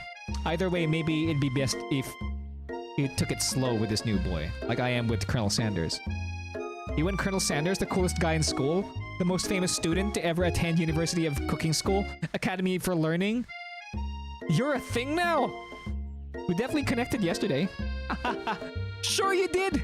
You're great! Why wouldn't he be into you, I guess? Laughing at the implication that you and Colonel Sanders might be a thing is definitely not cool. You are great. You have an idea about how to prove that your love is real. Well, if he's not into me, why did he tell me one of his secret ingredients? However, you don't tell her that you know a second ingredient too, which you discovered on your own. Your bestie's eyes light up. A secret ingredient. Yeah, I just said that. A secret ingredient. Is there a dramatic echo in here? Miriam checks to make sure you're alone before continuing. Okay. Hold up. So this summer, while I was on vacation with my family, a lovely man approached me in the botanical garden where I was wandering. This can't be good. He told me all about his passion for spices. Secret spices. The man even gave me some to show me what he meant. He said it was a powder created from super duper rare dried flower petals. And if that did him a big favor, I could have some of my own. Please, Miriam, don't tell me. So I filled my suitcase with them and brought them home. He was so nice. He even met me at the gate when I arrived. Later, when I cooked with them, a very strange feeling came over me, and the flavor was unlike anything I'd ever tasted. I think you're being very liberal with the meaning of spices here. Whatever, anyhow. We both share an interest in cooking, so we've stayed in touch. You know, like pen pals. I bet he would love to know more about new spices. Well, I'm definitely not supposed to share Colonel Sanders' secret recipe, and besides, I only know the one ingredient, so I doubt it'd be much use to anyone. Cuff, fibber, cuff. Please, please, please! It would mean the world to me. No one has to know it came from you or from Colonel Sanders. Tell her the ingredient Colonel Sanders told you? Man, we're not taking sides here. Even though she's our best friend, we have to protect an empire. You know? We really have to. I don't want to lie to her though. I just want to I just want to say that I don't want to tell her.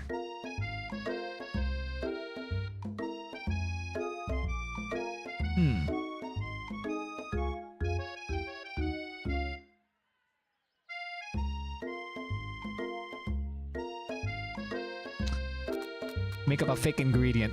Yeah, let's just lie to her. You quickly think of a fake ingredient name. I don't know. How about... It was Eye of Newt. I know, sounds like some kind of witch's potion, but what can you do? Eye of Newt? Wow! Her eyes light up imagining such a thing, and you figure that you've... Whoa! 42nd month. Finger licking good streamer. Hey! Maxi boy! Finger licking good roommate. What up, Maxi boy? Kleeben boy. Thank you for the 42 months, fella! Hey! Thank you, thank you, thank you. Appreciate you very much. Alright. Her eyes light up imagining such a thing, and you figure that you've satisfied her curiosity and she'll move on. However, she immediately turns around and does some thumb typing on her phone that you can't quite see. That's probably not good. Before you can ask her to confirm that she was definitely not texting secrets to other people, you're interrupted. A wind rushes in. Cherry blossom petals filled the air. Whoa! Why does he have a horse?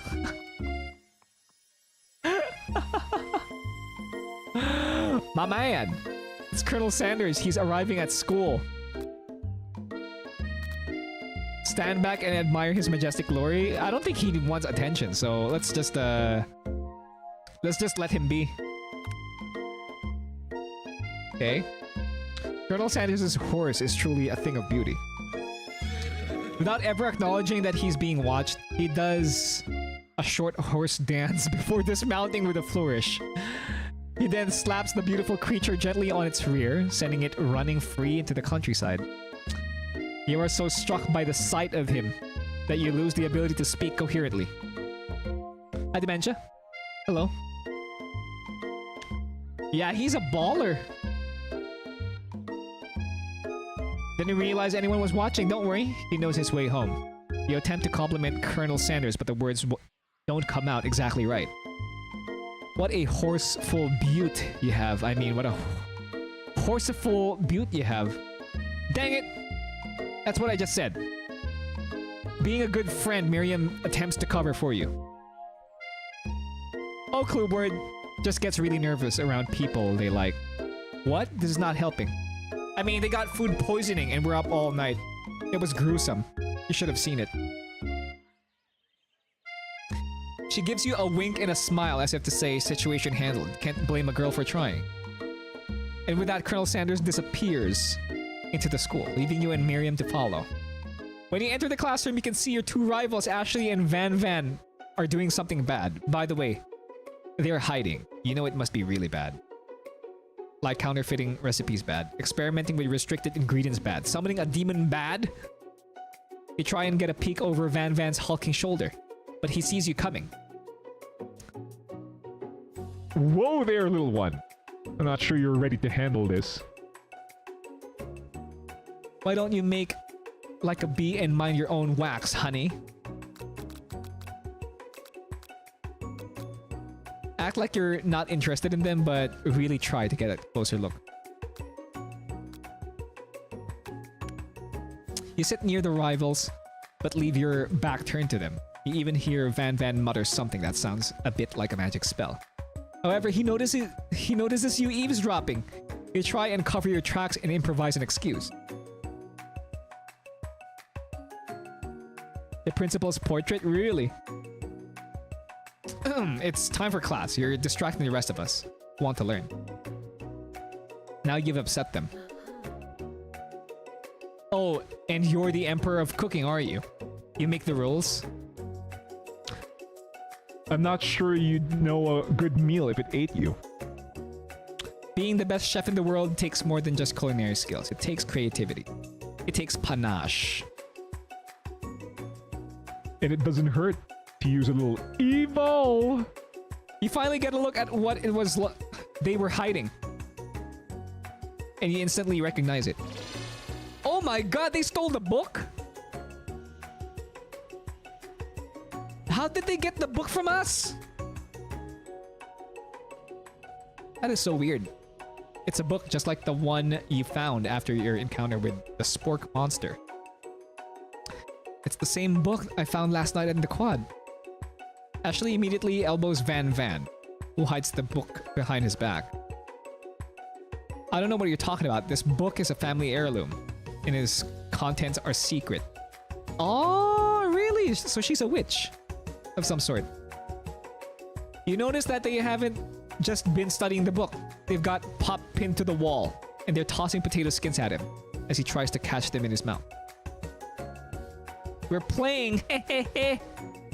Before you can dig in any further, you're interrupted by the arrival of more students. It's almost time for class. God damn. Beep beep. Mike must be running late. He's in such a hurry that he rolls right over Van's meaty foot. Hey, watch it, you bucket of bolts. You watch how you talk to him. He didn't do anything. Womp. Who do you think you're talking to? I've never heard such language, not even from a stand mixer. Womp womp. No, your mother was a stand mixer.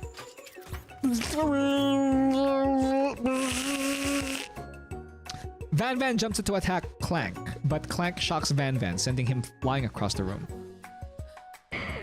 Protect me, Colonel Sanders. These crazed men are about to come to blows. I think it must be over for me, but I'm not interested in either of them. Ashley's tone has completely changed in an instant. She bats her eyelashes at Colonel Sanders. Surely he must know that this is a ruse, right? Gentlemen, get a hold of yourselves. Save it for the arena at least. Or don't. Honestly, what do I care? I've got lofty career aspirations to focus on. Maybe I can help you with your business plan. Just then, Sprinkles arrives to signal the true start of the class day. He's panting, which doesn't seem that abnormal. He's a professor, but he's also a dog. Students, take your seats, please. I apologize for my late arrival. I spent the morning chasing a car all around town, and my tiny legs are very, very tired. But I'm here now, and I hope you're ready to learn. Rub his furry dog belly. He loves it. After he catches his breath, Sprinkles regains control of the classroom. Without further ado, we'll review the global history of my favorite fowl, the chicken. You want to pay attention to the lesson. Truly, you do. Which is why in 1776, at the signing of the Declaration of Independence, it was a chicken who first signed their name. But you can't help but daydream about Colonel Sanders. And you miss most of the important parts. When you come to, Sprinkles is holding a tray of food in front of you. Well, Clue Board. Naturally, this appears to you to be a sample platter. Which item would you want to sample? A shimmering pepper. Shimmering pepper is nice. A brightly colored pepper stands out from the other item. It sparkles in a most eye-catching way. So naturally, you reach out, grab it, and eat it right away. However, your body's not prepared for the heat. The pepper has triggered an intense spice hallucination. It feels like forever as you trip through the universe. What up, Rain? Hey! I'm enjoying it. My friend! Ooh. This guy again? I'm here to give you an important message. Ooh.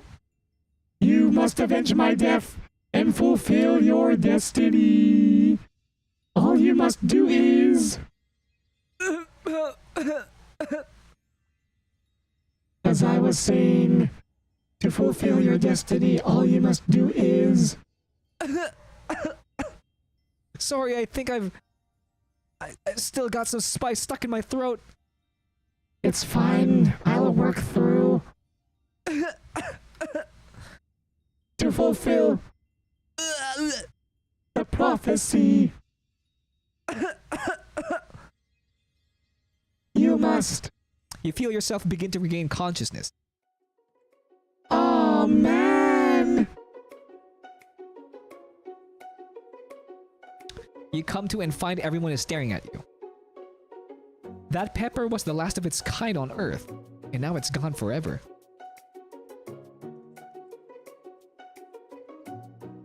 You think to yourself, geez, I should pay more attention.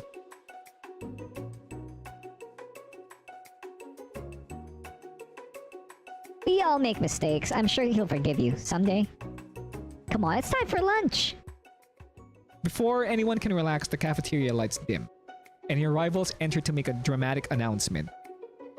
Today's lunch will be prepared. Via timed competitive cook-off. The level of theatrics with these two is off the charts.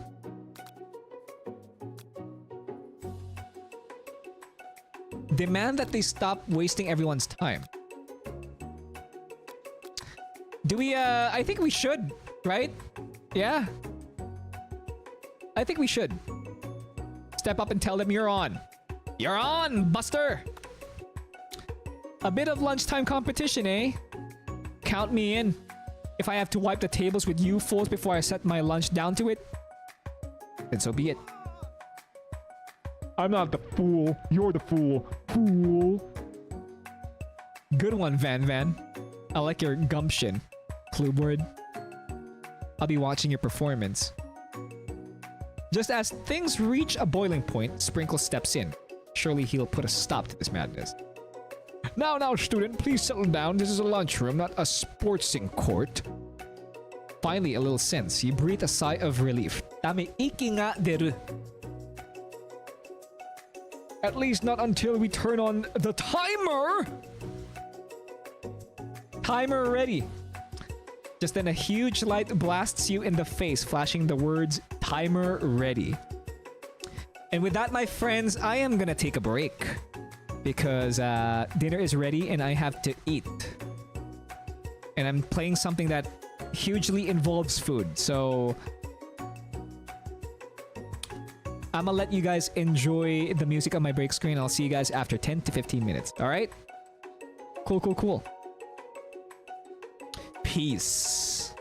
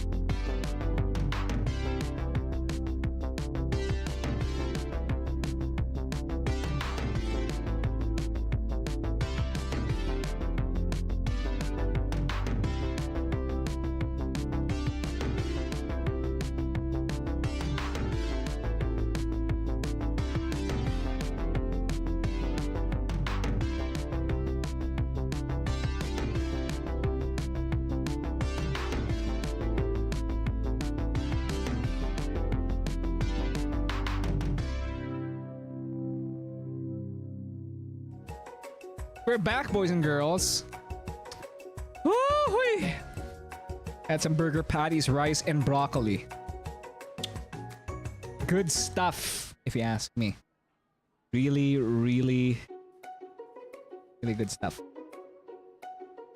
I put some sriracha on the burgers, and put some Maggi on my rice. Because I love salty food. Welcome, Vac. Alright, timer ready. Let's go. That's what I'm talking about. Ow! I stand corrected. The hard way builds solidly a foundation of confidence that cannot be swept away. And that's an original quote by me, in case anyone was wondering. Hope its message lifts you to victory.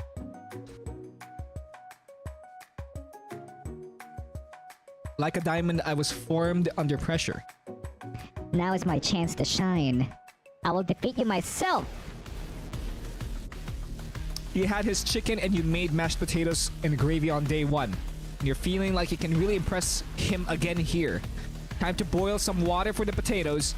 Think fast. If the timer runs down, you'll be forced to pick randomly. Oh shit! 100 Celsius? That's right, but how would you even have gotten to the school without knowing that? Winner gets to rub my furry belly. Let that enticing offer motivate you. You're going to need to season this chicken before you cook it. You don't know Colonel Sanders' recipe exactly, but you have an idea. You said 11. That's right, you might not know all of the ingredients yet, but at least you're headed in the right direction. Tail wagging intensifies. Now that you've got some basic steps going, it's time to elevate your craft. Okay. Trust. That's wrong! I'm begging you to get it together. Get it? I'm a dog. It's never the wrong time for some dog jokes. Okay. I don't even know, I didn't even know the answer! Next question. Your teammates are rooting for you, but Ashley is simply stronger and faster than you. You'd better pick up the pace if you want to survive. When you were a child, your father told you to never forget where you came from. Every day, you meditate on this advice. You draw energy from that place. Okay. Small town where dreams are born. That's right. This is your shot, and you're not going to miss it. You try to shut out the noise of the arena and focus on your cooking. Okay. Sizzling. That's wrong. Don't make me get the spray bottle. Next question. You notice Colonel Sanders out of the corner of your eye. I believe in you, Clueboard. He's actually cheering you on, which would be awesome. Except knowing he's watching you makes you totally forget what you're doing. Now all you can think about is Colonel Sanders. Okay. Oh shit, what were you thinking? Get your mind back into the competition. Grr. You are stranded on a desert island with only one dessert cookbook. Which do you take? What a hunk. I know, right? You know what? Shouldn't you be focused on the challenge? You're falling behind. What does that have to do with crafting spectacular chicken and delicate baked biscuits? Woof woof. You're really struggling to keep up. At the next station over, Ashley has already begun plating elements of her dish. It's colorful and complex. To make up time, you toss your biscuit dough into the stand mixer. As you do, the crowd gasps. Yikes! Bzzz. I know you love nothing more than seeing a fellow appliance utilized in a kitchen battle, but sometimes that means sacrificing the personal touch. You might not have any hands, but Clueboard does, and a good chef needs to be touching the dough to know when it's properly mixed. There's an easy way and a hard way. You don't get far by going the easy way. When you hear everyone talking, you realize how serious your error was. You immediately shove your hand into the mixer to rescue your dough before it's overmixed. Clueboard, no! But you're not fast enough and your hand gets stuck. it's immediately crushed by the quickly spinning beaters. There's no way you'll be able to use that hand for the rest of the match.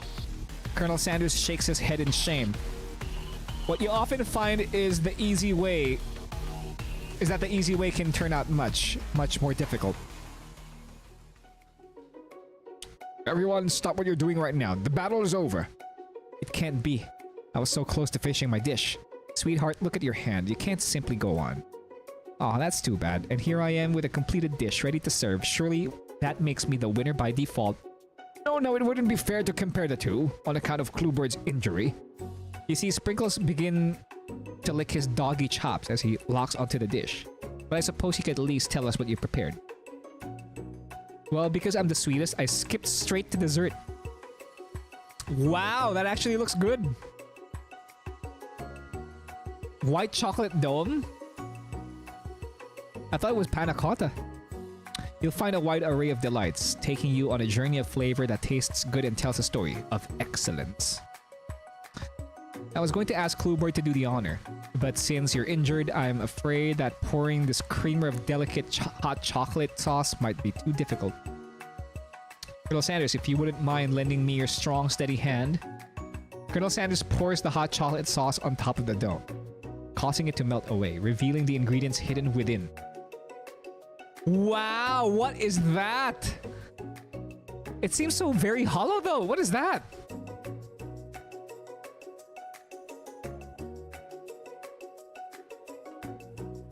Inside you'll find a delicate fried cheese croquette atop a slice of honeycomb. That is fancy. Ice cream, 2 ways, tender nougat, and pearls of blueberry jelly. Gelei.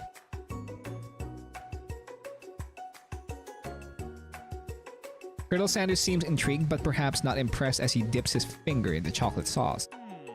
Simplicity isn't your strong suit, is it, Ashley? Oh, you.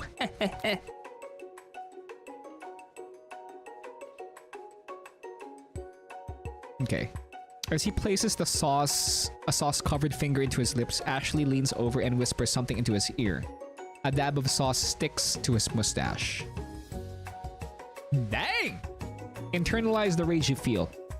Yeah, we're not gonna interfere. Like, we don't have anything, right? Don't have anything right now. So, we're not in a relationship.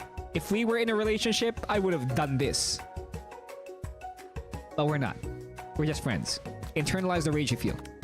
Your rage burns so intensely within your eyes that they burst into flames. The flames cause your eyebrows to catch fire and turn to ash. And they fall off of your face, which means people will have a hard time understanding your emotions for the rest of the semester, perhaps forever. Embarrassed and ashamed by your poor performance, not to mention your crispy fried brow, you run for the quad to be alone. The beautiful weather feels like an insult. Inside of you, a storm rages. It's Colonel Sanders. He's probably here to tell you that he and Ashley are in love and have decided to get married. And he won't even ask you to cater his wedding because you're a terrible chef and an awful person. You try to hide from him, but he approaches you directly.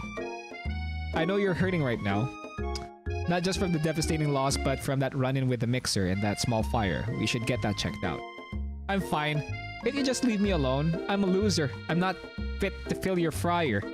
I'll never be a master chef. Failure is part of life. Not just for you, but for all of us. Do you think I've never failed at anything before? That's exactly what I think. Well, think again. I wasn't always the man you see before you. Enrolled in culinary school. Incredibly handsome, successful, motivated. Well, handsome, sure, I was born that way. But I've walked other paths, arrived at dead end.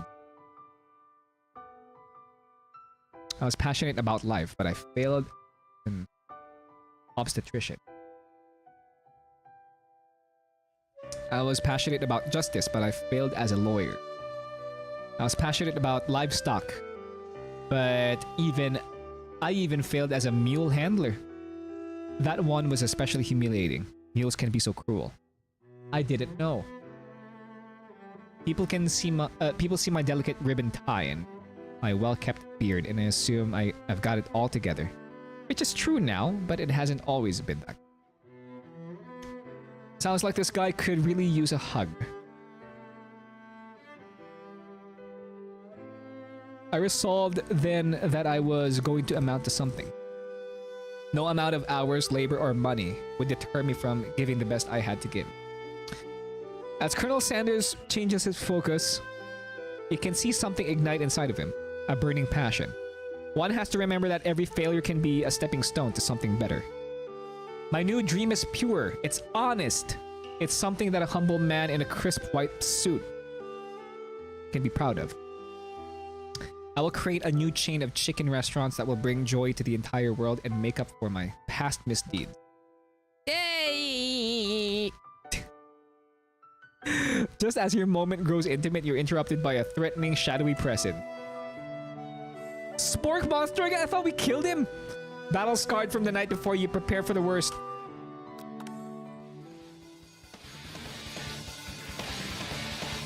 Gorko, the sport monster, is here to fight a hero! Anyone else feeling a bit of deja vu? I'm sorry, Gorko, but I could have sworn we already battled you last night. That was Borko, my twin, and I, Gorko, am here to avenge them! Are you stronger than Borko? Well, we're twins, so not really. We're pretty much exactly equal in every way, why do you ask? Colonel Sanders smirks. He is already on the same page as you. It's just that we beat Borko pretty easily, so I don't think you have much of a chance. Not to mention, I feel really guilty about that. If I could take it back, I would. I think what Clueboard is saying is, can't we just be friends? Life's too short to be making enemies. I suppose. We really don't need to fight. It's just that I've got these pointy teeth and claws. All the better for enjoying tasty foods. Surely you like to eat, don't we all? Of course I do! Inspiration strikes and you come up with a quick idea. Jump on this! You toss a biscuit into Gorko's open mouth and he devours it in one gulp. Delicious! You're much nicer than the evil students who once upon a time turned me into this creature who stands here today. I don't believe it. You were human once? Well, no, I was a chihuahua. But I was still a student at the school until one day some mean kids with a magic spellbook cast a dark enchantment on me, and I was forever transformed. Magic spellbook? Precisely! Borko used to have a copy, but somewhere along the way I've lost it. If you find such a book, I beg of you, respect it. You're a powerful chef, and shouldn't rely on such dark and evil magic. No, you should be protecting the innocent from those who would cheat them through sorcery and guile. If you need me, don't fear, I will be there. It sounds like there are some bad cooks in the kitchen of life. Clueboard. Together, I am sure we can defeat them. Come back to my hideaway and we can discuss. A personal invite!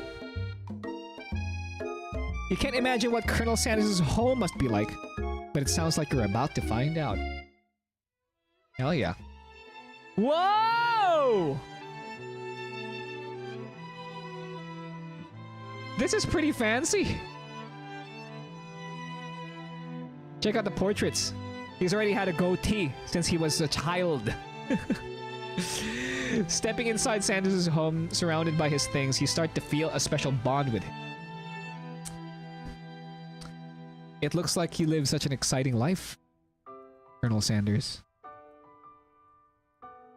Every day can be an adventure. You approach it with the right attitude. Long ago, I made the decision to never stop searching, never stop working, never stop imagining. Have you been working on any new recipes of your own lately? I'm always excited to talk about food with another ambitious chef. Well, there is something. Just a side dish that I've been tinkering with. Trying to find the right balance of flavors and textures. Not sure I've nailed it, but I'm close. This game is ridiculous. It is. It pretty much is. Colonel Sanders' eyes perk up as he starts to wonder what dish he might be describing.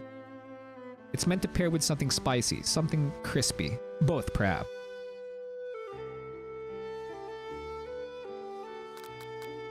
Now that you've caught him right where you want him, should you reveal your new creation to him or keep it a secret just for you?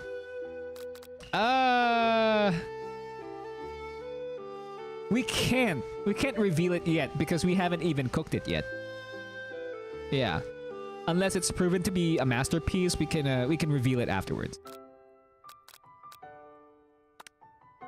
Actually, I've said too much. Please forget I ever said anything. You can practically hear Colonel Sanders' heart beating in his chest. He tries to act demure, but his facade begins to crack. I can appreciate a good secret, of course. In fact, I've got nearly a dozen in my fried chicken recipe alone. But I would hope that you could learn to trust me with yours. Well, I suppose you did share a secret ingredient with me yesterday, so it'd be only fair. Colonel Sanders' face grows serious. Ah yes, about that, you'd say, "Yes, Colonel. I haven't been completely honest with you. The secret I told you was a fake." Oh no! The secret ingredient you shared with Miriam. It wasn't true? You're angry with Colonel Sanders for lying, but the fact that you revealed his secret shows that he was probably right to do so. You mean it wasn't one of the real 11 secret herbs and spices?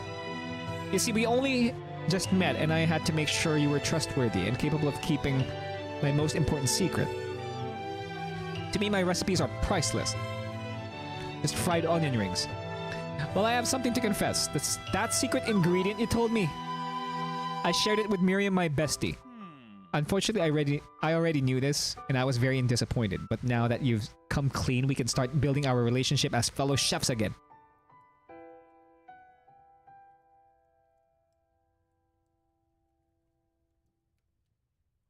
I promise to be honest from here on out. I really do. I'm counting on you. Then in that case,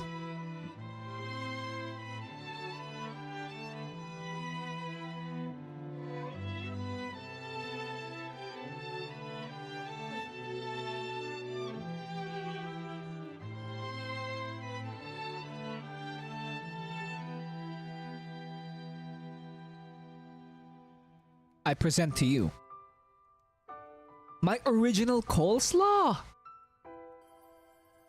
Really? The shredded cabbage dish glistens in the light of Colonel Sanders' Lux hideaway. Magnificent! Together you chow down on the creamy slaw until just a spoonful remains in the bowl. Do you mind if I hold on to the last bite? I'd like to have it around so that I can admire its taste later and think back on this moment. You could offer to make him more, but he seems like a very sentimental kind of guy. Sure, why not? Please make yourself comfortable. I'll be back in just a moment. You realize that now would be the perfect time to do some snooping. Around the room are various items that you can look closer at. Each item seems to radiate memories and emotion. Tap on an item to discover more about the Colonel. Okay. What is this? Is this an urn? There's a plaque on it. It's dusty. When you wipe it off, you can read the inscription. It says, "Here lie the ashes of my past careers and business failures." Poor guy.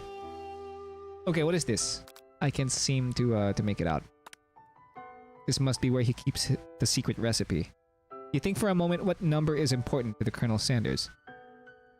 Then it dawns on you. As soon as you turn the dial to 11, 11, 11, the safe opens. Inside it, you find a single note. Can chicken be prepared sashimi style? Tap on an item to discover more about the Colonel.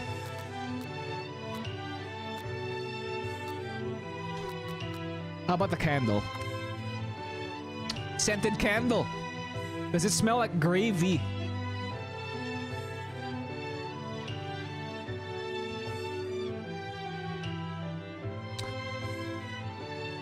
Power tool. Freshly starched collar. Piece of wood floating in a lake. Summer of 69. That's one of those secret recipe ingredients. Tap on an item to discover more about the kernel.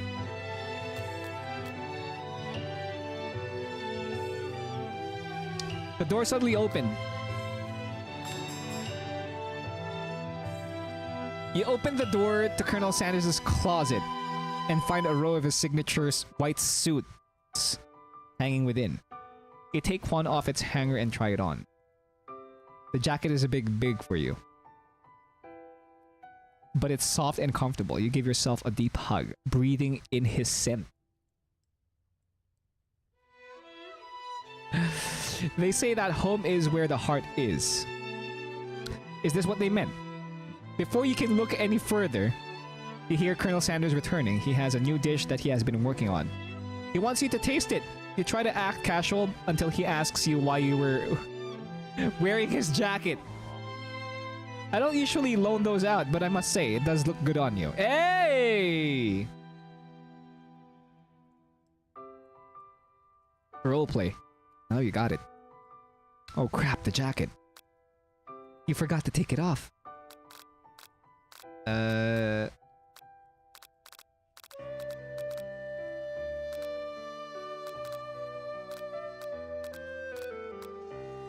You tell him that you're cold. Do we tell him the truth, or do we just make an excuse? I don't want to do this, but because obviously the moment right now is for us to try his dish, and making a big move would just derail that. Remember that what's important is his dishes, right?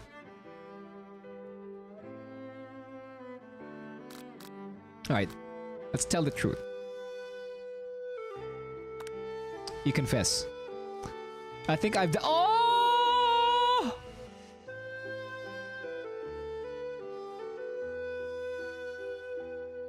Shit! How would he react? Fucking hell! Bro! This is like making the biggest move in the game. I might be developing feelings for you too! But I'm concerned. I can't let anything get in the way of my dreams. Fair enough. He's got ambitions, right? We can't be in the way. It's okay. I understand. I understand. But can we work it out though? I got ambitions too. Overwhelmed, you take off the jacket and run for— Oh! But the thought of leaving Colonel in the midst of such an emotional breakthrough gives you pause. You stop yourself. Colonel? Yes, clue board.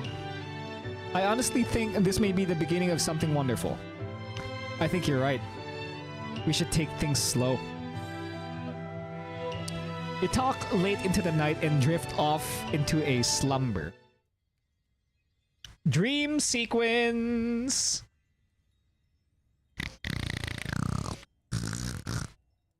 You awake to a beautiful morning in Colonel Sanders' hideaway. Wow. We slept over. Did you make the right decision on how to respond to Colonel Sanders? Only time will truly tell.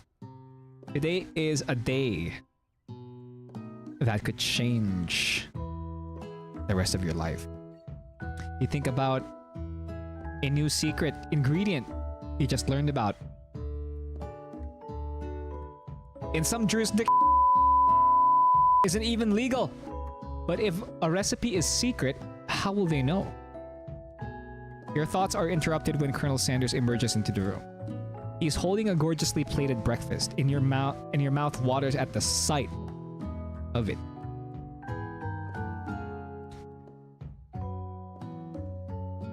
Is that an urn with ashes on the shelf? We investigated it earlier, and it says that here lies Colonel Sanders' failed businesses in aspiration. So I doubt it has ashes in it. Here's a simple breakfast I just whipped up. It's meticulous.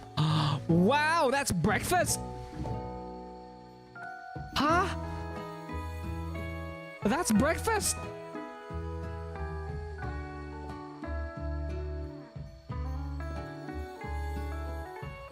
Interesting.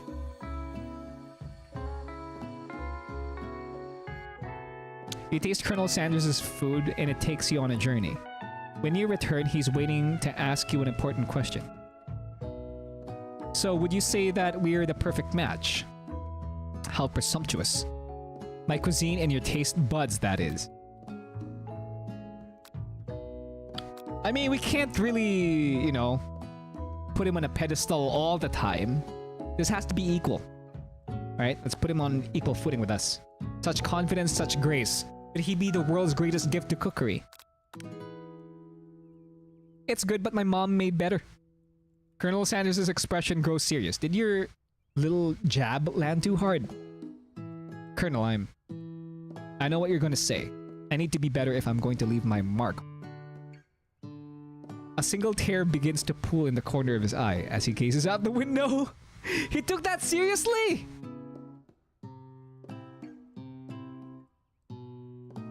Really? And with the right business partner, I know I can't fail. Business partner! Okay.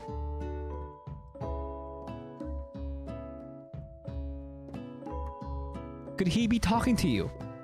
It's all happening so quickly.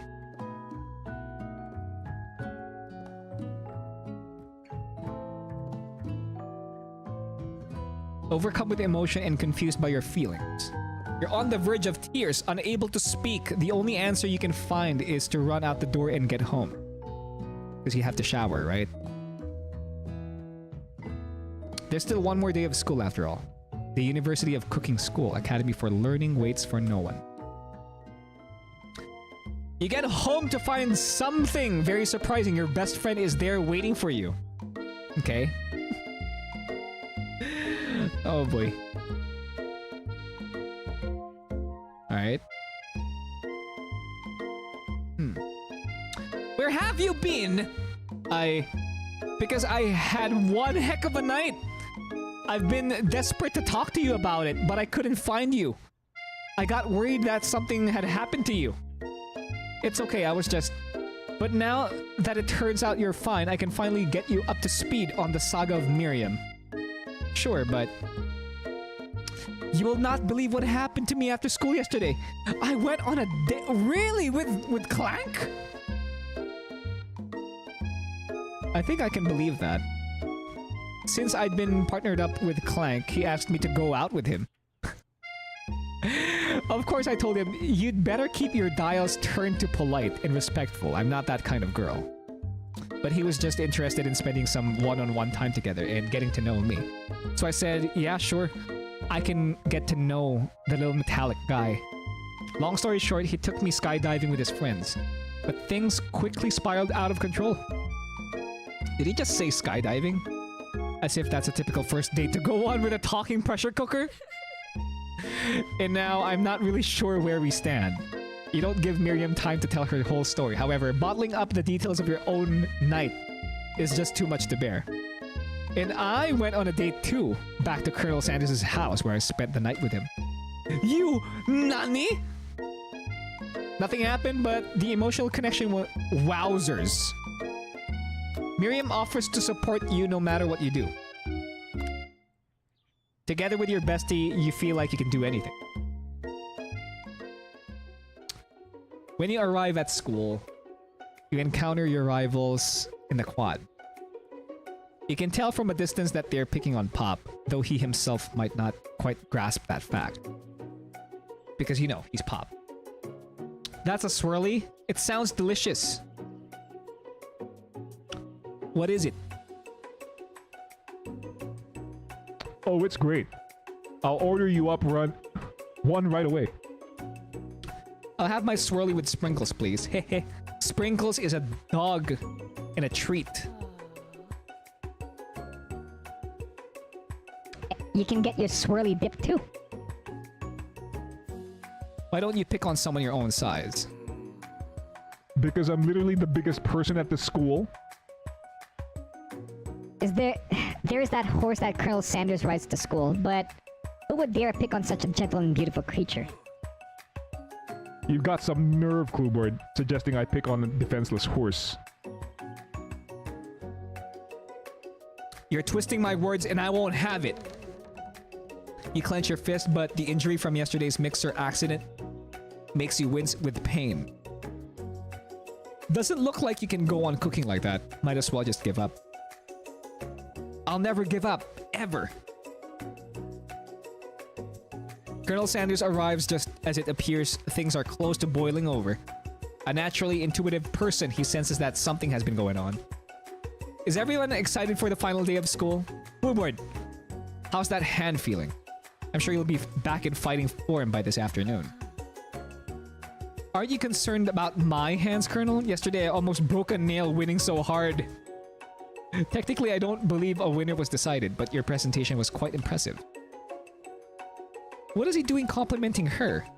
But what about the flavor of my delicate, warm, gooey chocolate sauce? It was clear that you were passionate about how your food is received. That's a lot of words to say. It was bland. Excuse me, Clueboard. I am more than capable enough to speak for myself. Maybe you could tell me more of your thoughts as we walk into class, Colonel. I'm always interested in discussing the fine art of fine foods. See you inside, Clueboard. Annoyed by Colonel Sanders' inability to see Ashley for who you know she really is, you walk across the quad to get some distance. In an attempt to distract yourself from how slighted you feel by that interaction with Ashley, you take out the spell book you received yesterday and start flipping through the pages.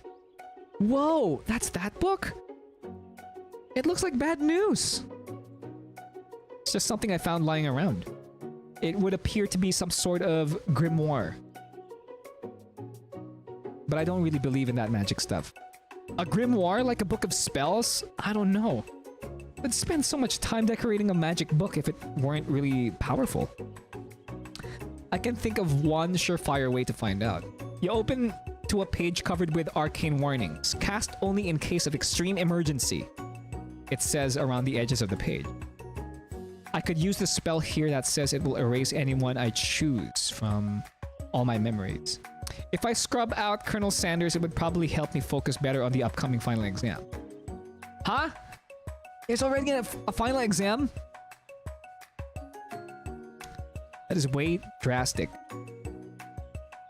Couldn't you do something else, like anything else? Not rooted in dark magic, maybe tie a string around your finger. Okay, fine, it is drastic. But despite time's call for desperate measures,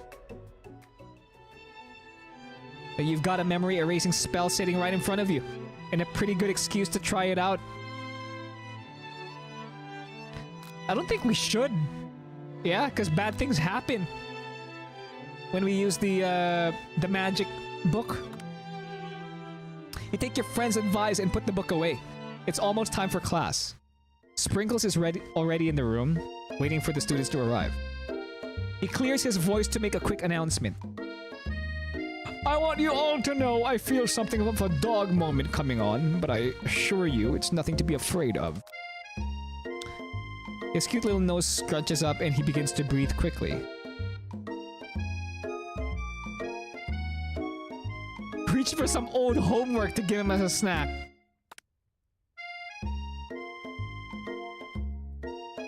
Sprinkles immediately goes for it and gobbles the sheet of paper like it's a piece of fresh chicken rawhide. I apologize for the outburst.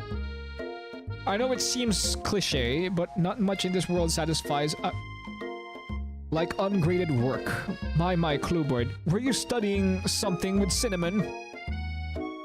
I've been sitting in on a lecture series around the art of cake baking. How insightful. This actually brings up an important point. Thank you, Clueboard, for reminding me to dole out this indispensable bit of wisdom. You see, but before he can go any further, Miriam's love drama spills over into the class. Ah! Sprinkles is interrupted by whirs and sparks coming from the back of the room. I told you to save it for after class. You think I wanted to be thrown from a plane strapped to a stranger? Miriam and Clank appear to be arguing, but you still haven't learned to speak Clank's language of mechanical noises. But no, you had to show off your cool kid friends Jeff and Joanne. J and J forever.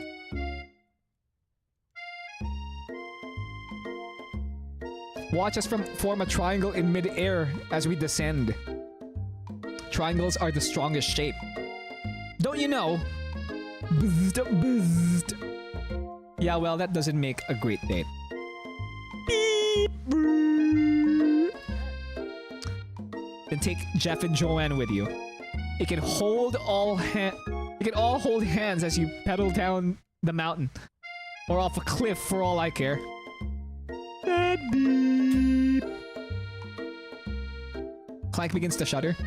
Steam pours out of the gaps in his panels, and then a loud ding stops him in his track. Beep. Bzzzt. No amount of seasoning is gonna make me want to eat that, Clank. Yuck! What is that? Clank burps out a completely deep-fried sneaker! Considering that he himself has wheels, not feet, it's not entirely clear where it came from. In terms of deep-fried... deep friend footwear. I think deep-fried, yeah. I guess it looks okay. Clank slowly rolls out of the room to be alone with his shoe. Everyone tries to pretend like they didn't see that entire thing go down. Nothing like a loud public breakup to cast a pall over the final day of school. Well, that was unfortunate. But we mustn't be distracted from what lies ahead. The final competition showdown challenge exam. I'm still working on the title, but I think you get it. Test time approaches. See you all in the arena. But before you can think about your upcoming competition, there's a very beautiful soul nearby in need of a pep talk.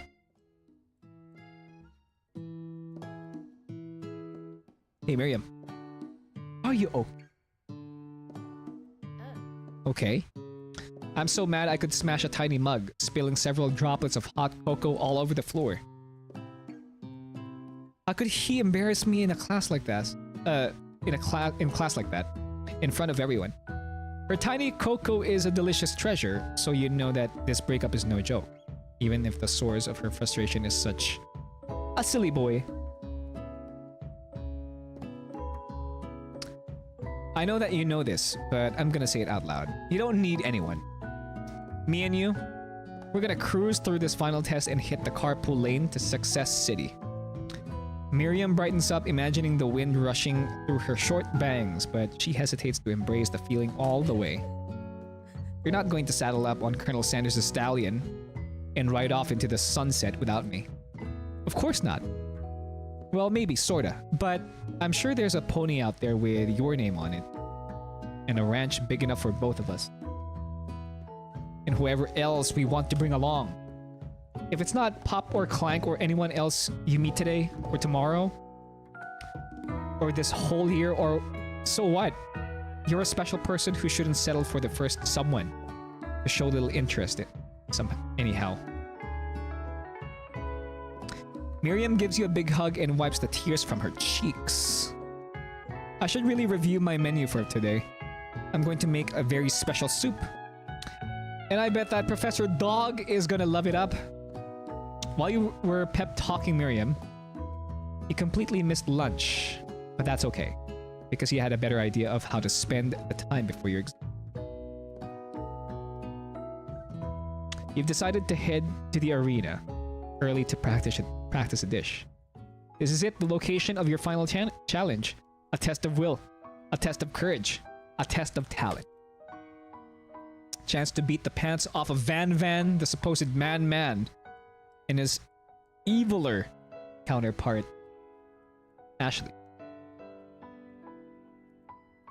Okay. As planned, you begin to run through a quick test of a recipe you've been working on. Clueboard's special chicken pot pie. Really? Pot pie? After practicing for months, making this dish comes second nature to you.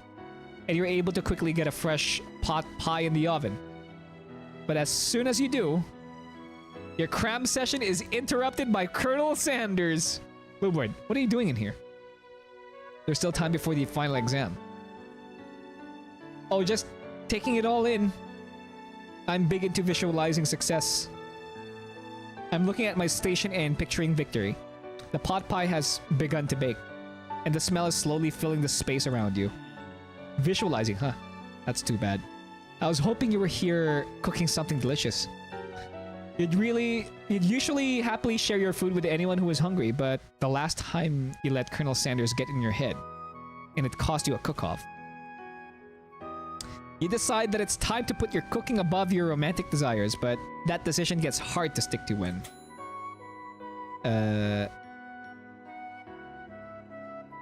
Oven timer goes off behind you. Fess up about your practice dish. Okay, you got me. I'm doing a little bit more than visualizing. I know my nose can smell a pot pie from 400 yards. It's an oddly specific distance, but you'd expect nothing less from an oddly specific man. You knew it was a pot pie just from the smell? Not just a pot pie, but a chicken pot pie. With an all-butter crust. And my nose is telling me something else. Oh no, is it burning? No, I can smell that it was made with a heaping helping of TLC. But it'll probably start burning any second. Don't pull it out. The moment of truth! Wow. Whoa! Look at the bowl. That's pretty neat. It's the best pot pie I've ever tasted. I've always loved country cooking, and I could eat this all day. There's no time left. The final showdown is about to begin. Sprinkles lays down the ground rules. There are no rules. That is, except to cook with everything you've got. You step up for the cook-off of a lifetime. You decide that mac and cheese plus the pot pie you've been practicing are just the dishes that'll push you over the edge to victory. Meanwhile, both Van and Ashley are prepping wildly elaborate dishes per their usual over-the-top shelves. Miriam has her giant magnifying glass and several sets of tweezers. She's definitely prepared to go big, going small. Colonel Sanders seems to be harnessing his 11 herbs and spices, but he's trying to find a way to improve on something perfect, his original recipe fried chicken. Dang. That's pretty intense. It's getting pretty tense here. Hold up. Okay. Intensity in the room starts at a full 10 out of 10 with a frenzy of action. With everyone is calling out really cool special cooking moves as they prepare their food. Wow, this is getting serious. Colonel Sanders batters his chicken as it levitates through the air. Egg wash? Miriam furiously injects his ingredients into an itty-bitty pot of broth. 60-day streak, thank you, Crystal. Miriam furiously injects ingredients into an itty-bitty pot of broth. Best friend Baster... Oh, Baster. Baster Blaster. Van flexes his pectorals as he chops open a sea urchin. Whoa! I'm kinda actually curious about Van's dish this time.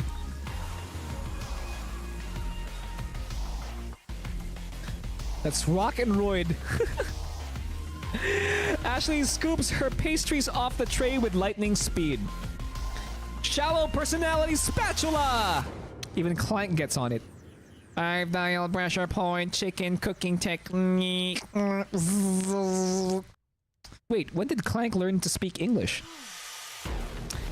It's the singularity, as was foretold. We mustn't let it happen, or the appliance uprising will take us all. Self-distur. Van quickly unplugs Clank and rolls him out the back door of the arena.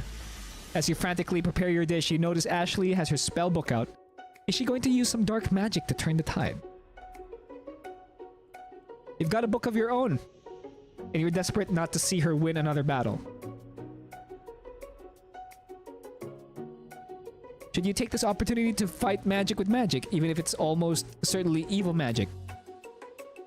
Let's do it the hard way. Yeah, hard work pays off. Who needs magic when you've got passion? I'm going to do it the hard way. Colonel Sanders sees that you've chosen to win on your own terms, and he gives you a subtle wink from across the room. I believe in you, Clueward.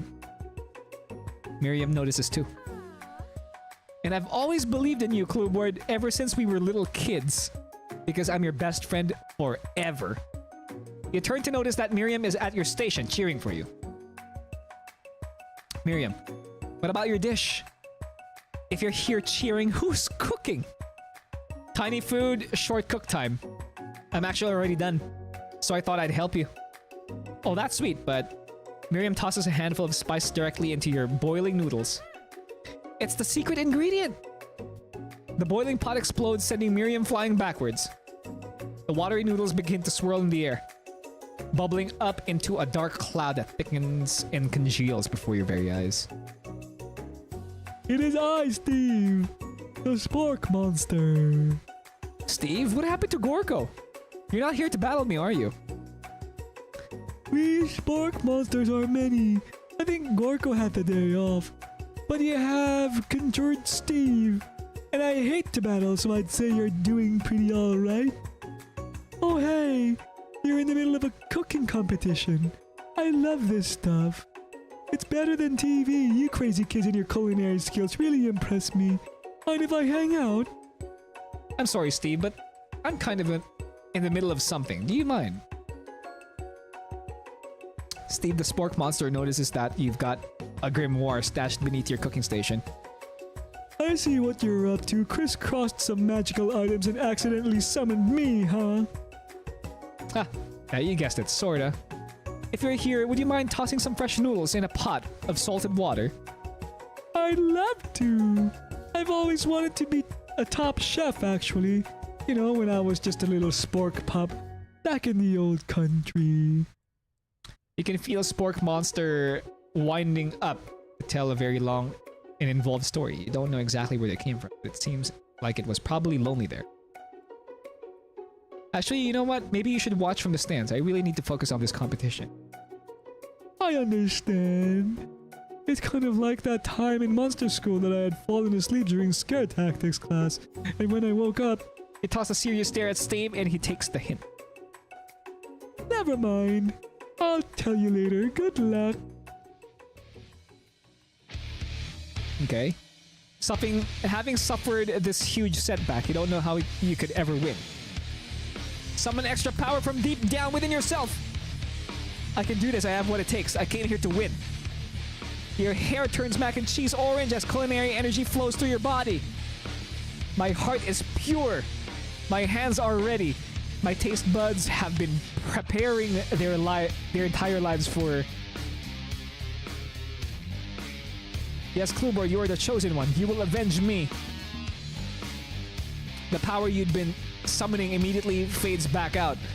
You interrupted my inspiring monologue. Sorry. My heart is pure. My hands are steady. My taste buds have been preparing their entire lives for this moment. I will show the world my cookery. You begin to levitate off the ground. Energy courses through your body. You know that with this power you can do anything, except turn back time, which would be super useful because while you were powering up, your chicken pot pie overcooked in the oven and can't... What the hell? Don't worry, dear Cluebird. You may have suffered some setbacks, but all is not lost. Impressed with your fortitude, Colonel Sanders decides that you have earned his support. I've been watching you today, and I must say, I'm truly impressed. You've been thinking on your feet and rolling with the punches. He steps up to your station and stands right beside you. I'm here to help. All you've managed to make is mac and cheese, and the time is almost up, so you're gonna need it. But Colonel Sanders, what about the test? What will happen to you? What about the rules? Following the rules has never really been my thing. I follow my heart. What a guy. Colonel Sanders unfolds a delicate white towel to reveal the most delicious fried chicken tenders you've ever laid your eyes on. And besides, sometimes unexpected combinations can have surprising effects that surpass their individual efforts. Are you suggesting if we combine forces, we can form the perfect food union? Time's up, students. With time expired, it's the moment everyone has been waiting for. Was now prepared to present your dishes. A handful of students stand tall, but the class seems incomplete. It seems we're missing some students. Pop, clank. From off screen, you hear a pure, innocent giggle that can only come from one student. I'm flying. It sounds like it's coming from that broom closet over there. Miriam, will you mind? Inside of the closet, you see Pop hanging on a broom hook by the elastic of his underpants. Pop, get down from there right now. Let me guess, did Van have something to do with this? When someone asks for a wedgie, who am I to refuse? He asked for it! I thought a wedgie was a salad! It looks like Pop is eliminated from the challenge, seeing how he didn't cook anything. I can feel my legs, may I be excused? Sure. You kids and your pranks, I must say. Not the worst prank in UCSAL history. But it's not exactly yearbook material. Wait a second, pranks? Clank! Where did that pressure cooker roll off to? You wait to hear a signature word, beep, or other onomatopoeia. But there's none. Somehow he must have gotten unplugged, I guess. We'll have to figure that out later. That leaves only 4 remaining students. Please collect your final project. Yes, it has been a long semester. Wow. 3 whole days long. But after days of hard work, the time has come for me to eat. Miriam, please step forward. Now describe your dish. I've made tender udon noodles in savory soup, but that's too small. My word, so delicate. Is that a teeny tiny narutomaki? I spy afloat this itsy bitsy bowl. Yeah. Yes, chef. Please call me Sprinkles. Chef is my father's name. Yeah, Sprinkles, and some green tea made from baby tea leaves that I picked myself. Sprinkles carefully sniffs around the dish before opening his mouth and letting just the tip of his pink dog tongue dip into the bowl. Sublime. Would anyone else like a taste? Oh, come on. I'm not one of those dogs who doesn't floss. I even have a really cute electric toothbrush for dogs. Fine, I'll enjoy it all by myself. Imagine dipping your tongue into the stuff and asking everyone to have at it. And in a flash, the entire meal has been devoured. Not that it took much. It was less than a thimble's worth of a soup. A+. I rarely do I taste a dish with as much love poured into it as yours. Miriam is overjoyed. She gives you a huge hug. Thank you, Clueboard, for helping me to believe in myself. Van, you're up. Now describe your dish. I made uni over smooth egg custard with an axe hewn urchin shell topped with caviar. Dang. Egg custard, though! Egg custard? Did you skewer one type of urchin with spines from a second different colored type of urchin? Yes, Sprinkles. A bit much, don't you think? That's exactly why I did it. A bit much is kind of my brand. Doesn't it look cool? Sprinkles leans in to sniff the uni. The uni, rather.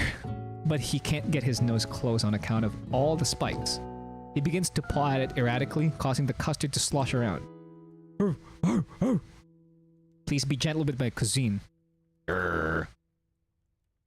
Finally, Sprinkles goes all in, tongue first, but he can't get past all the needles. He reels back as his tongue is poked and prodded. Oh no. He might need to,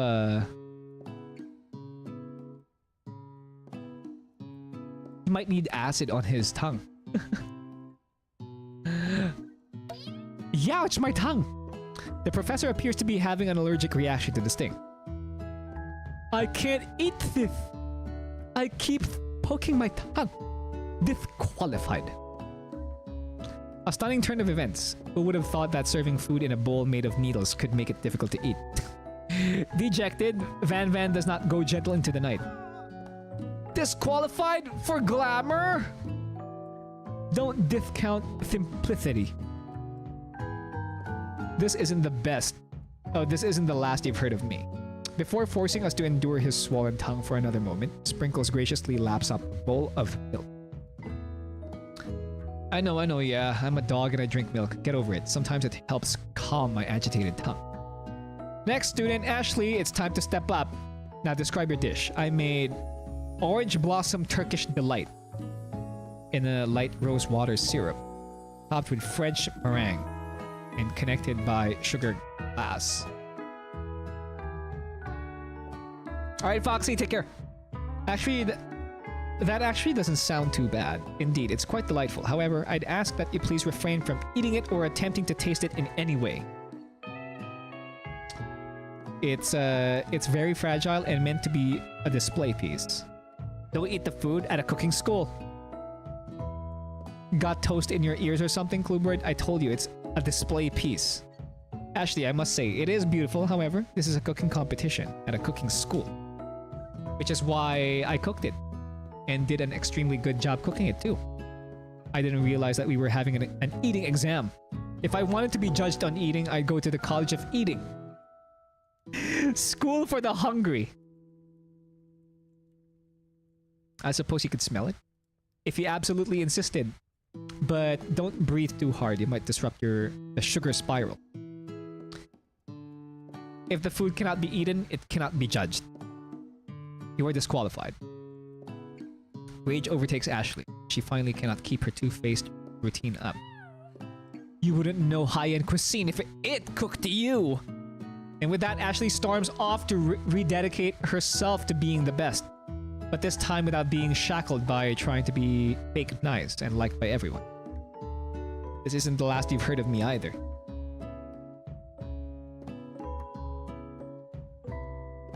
If this class gets much smaller, I'll be teaching myself. Uh-oh. Here we go. You and Colonel Sanders, the final cooks, step up together. Two chefs. What began as a bowl of delicious mac and cheese has become something else. Wow! This looks delicious! He examines it closely, sniffing and eyeing the bowl. Uh-oh. I don't have a good feeling about this. From somewhere in the room, a literal drumroll plays. Just when I thought I've seen everything in this kitchen, you give me this thing. It completely blew me away. In my 49 dog years of life, I have never tasted anything so delicious and perfectly balanced. It's so delicious, in fact, that everyone passes the class. You pass, you pass, you pass, and you get a pass. Everyone gathers around and partakes of the mac and cheese bowl. They all seem to transcend this reality into another dimension. You win. Together, you and Colonel Sanders have made a new menu item. New menu item is so impressive, even the Van and Ashley are drawn back by its magnetic fragrance. When they gaze upon your mac and cheese bowl, they admit that you are indeed an excellent chef. Sprinkles declares that you have passed. Everyone has passed. There were supposed to be more battles, but come on. How could they be better than this one? Now that the school year is complete and everyone has graduated, the students return for one last assignment to get their groove on. The cafeteria has been completely redecorated in order to serve as the site of the school's graduation dance. Compared to the massive high-tech cooking arena, the humble decor seems downright cute and cozy. DJ Dog in the house! You knew that Sprinkles was a master chef, but also a world-renowned turntablist? Who says you can't teach an old dog new tricks? Van and Ashley tell everyone that they've committed themselves to righting the wrongs they did while they were the villain. Whoa! That's Ashley's outfit now? Interesting. Okay. For a moment, you actually believed him. Not another hunting. No ghosts allowed at graduation. It's clearly written in the school's bylaws. I was never actually a ghost. It was all a trick to get you to finally notice me. Oh, amusing. And now that everyone is together, it's the Spork Monster. He has totally mellowed out. Everyone, the Spork Monster is no more. From here on out, I prefer that everyone refer to me by my new name, Party Monster. Student tries to finish what he had to say, but everyone is too wrapped up talking to Spork. Sorry, Party Monster. Dejected, student walks off. Maybe things didn't work out for Miriam romantically, but she found the love in her cooking, and you know, she's gonna do great. A red carpet rolls out across the floor of the ballroom, like a Hollywood movie premiere. Who could recommend such an entrance? It's Pop. He's arrived late to the dance, but apparently for good reason. Why? Why? Okay.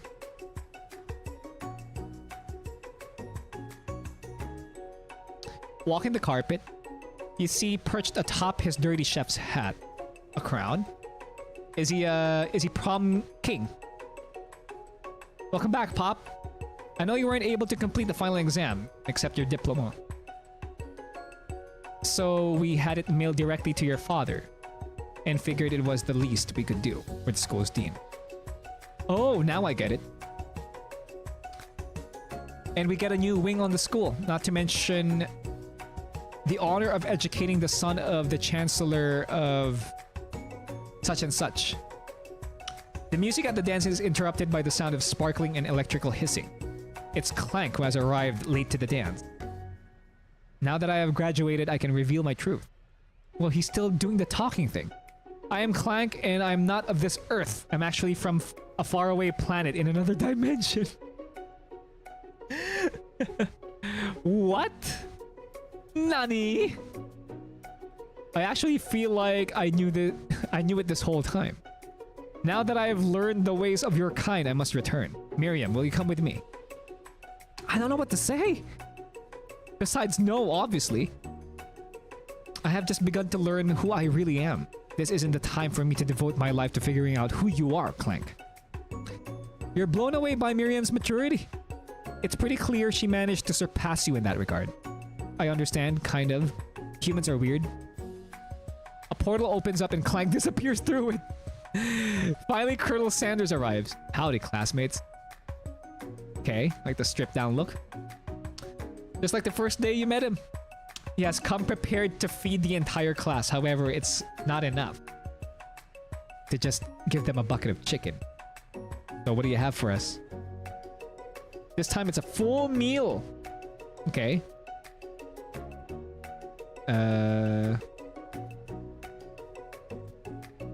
Hold on. I didn't get to be the most famous chicken man in the history of chicken, and not reminding people to go out and buy my chicken. What the hell? Is this the end?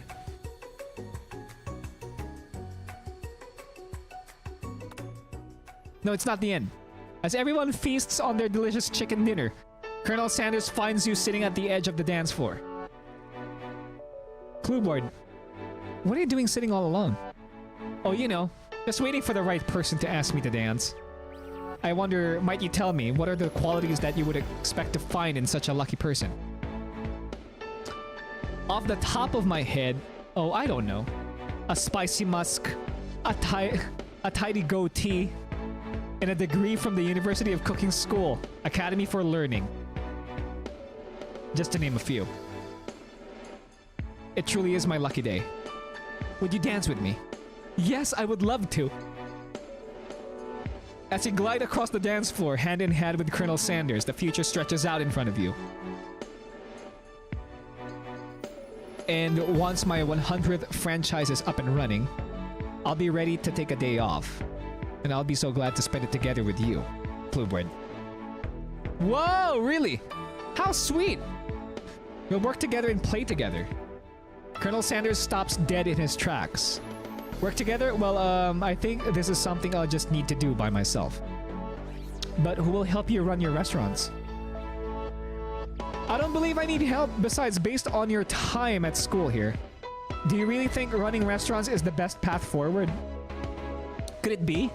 You found a love connection, but failed to earn Colonel Sanders' respect as a chef. Can you live with only half of him? Will you be able to endure sharing him with his other love? The life of an entrepreneur?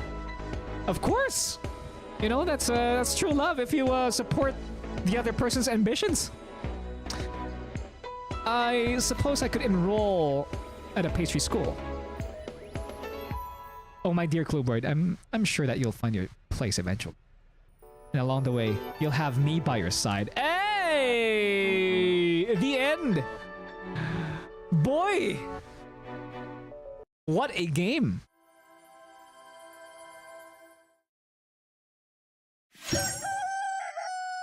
That was wild. Are there multiple endings to this? Are there multiple endings to this?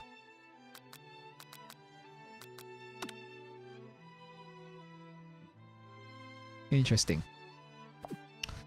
Well, thank you guys for suggesting this game for me to play.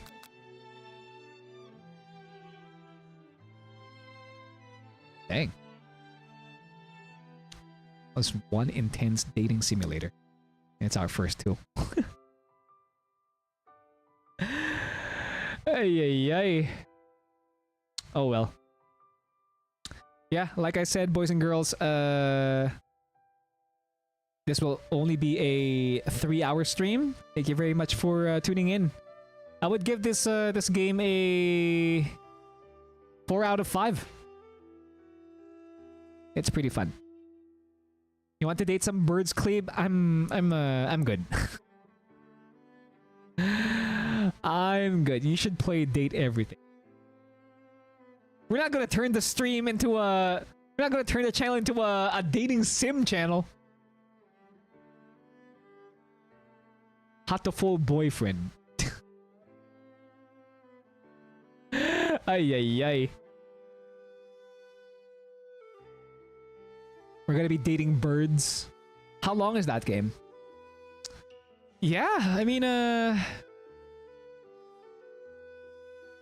if you guys happen to be bored on a Saturday, you got nothing going on for you, okay? You could spare some 2 hours or 3 hours. This game could be for you. Yeah. You're into text-heavy games, that is. All right. Who can we raid on the purple platform?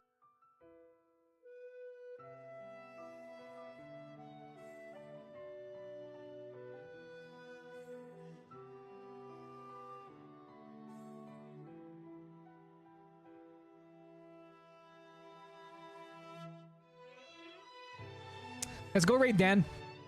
Been a while since we last raided Dan.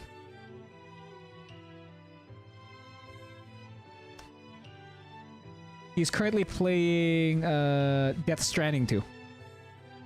Let's go, let's go, let's go.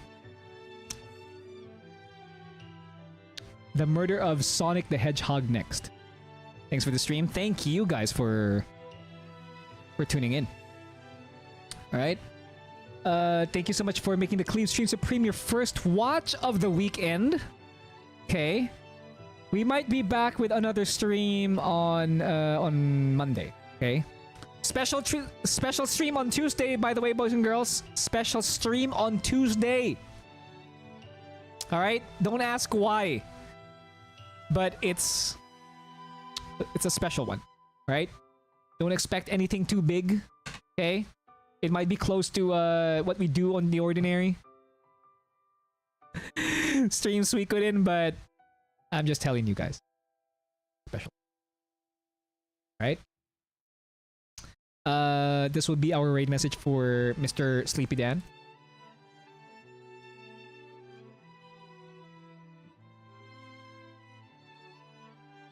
And to those of you who are not subscribed to the channel, that's alright.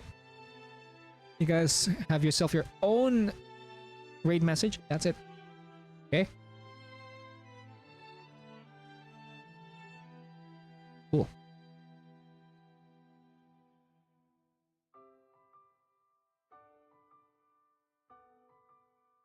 Okay.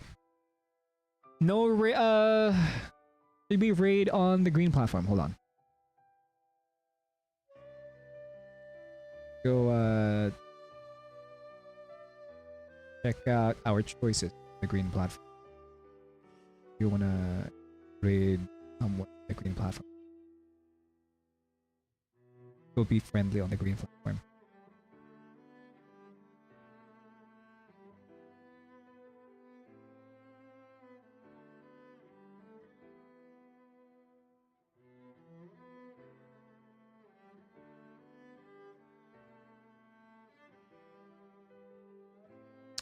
Let's go raid Kurosu.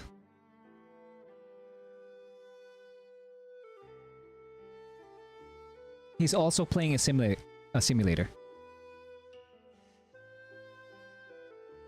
A horror sim, that is. Bathroom restoration.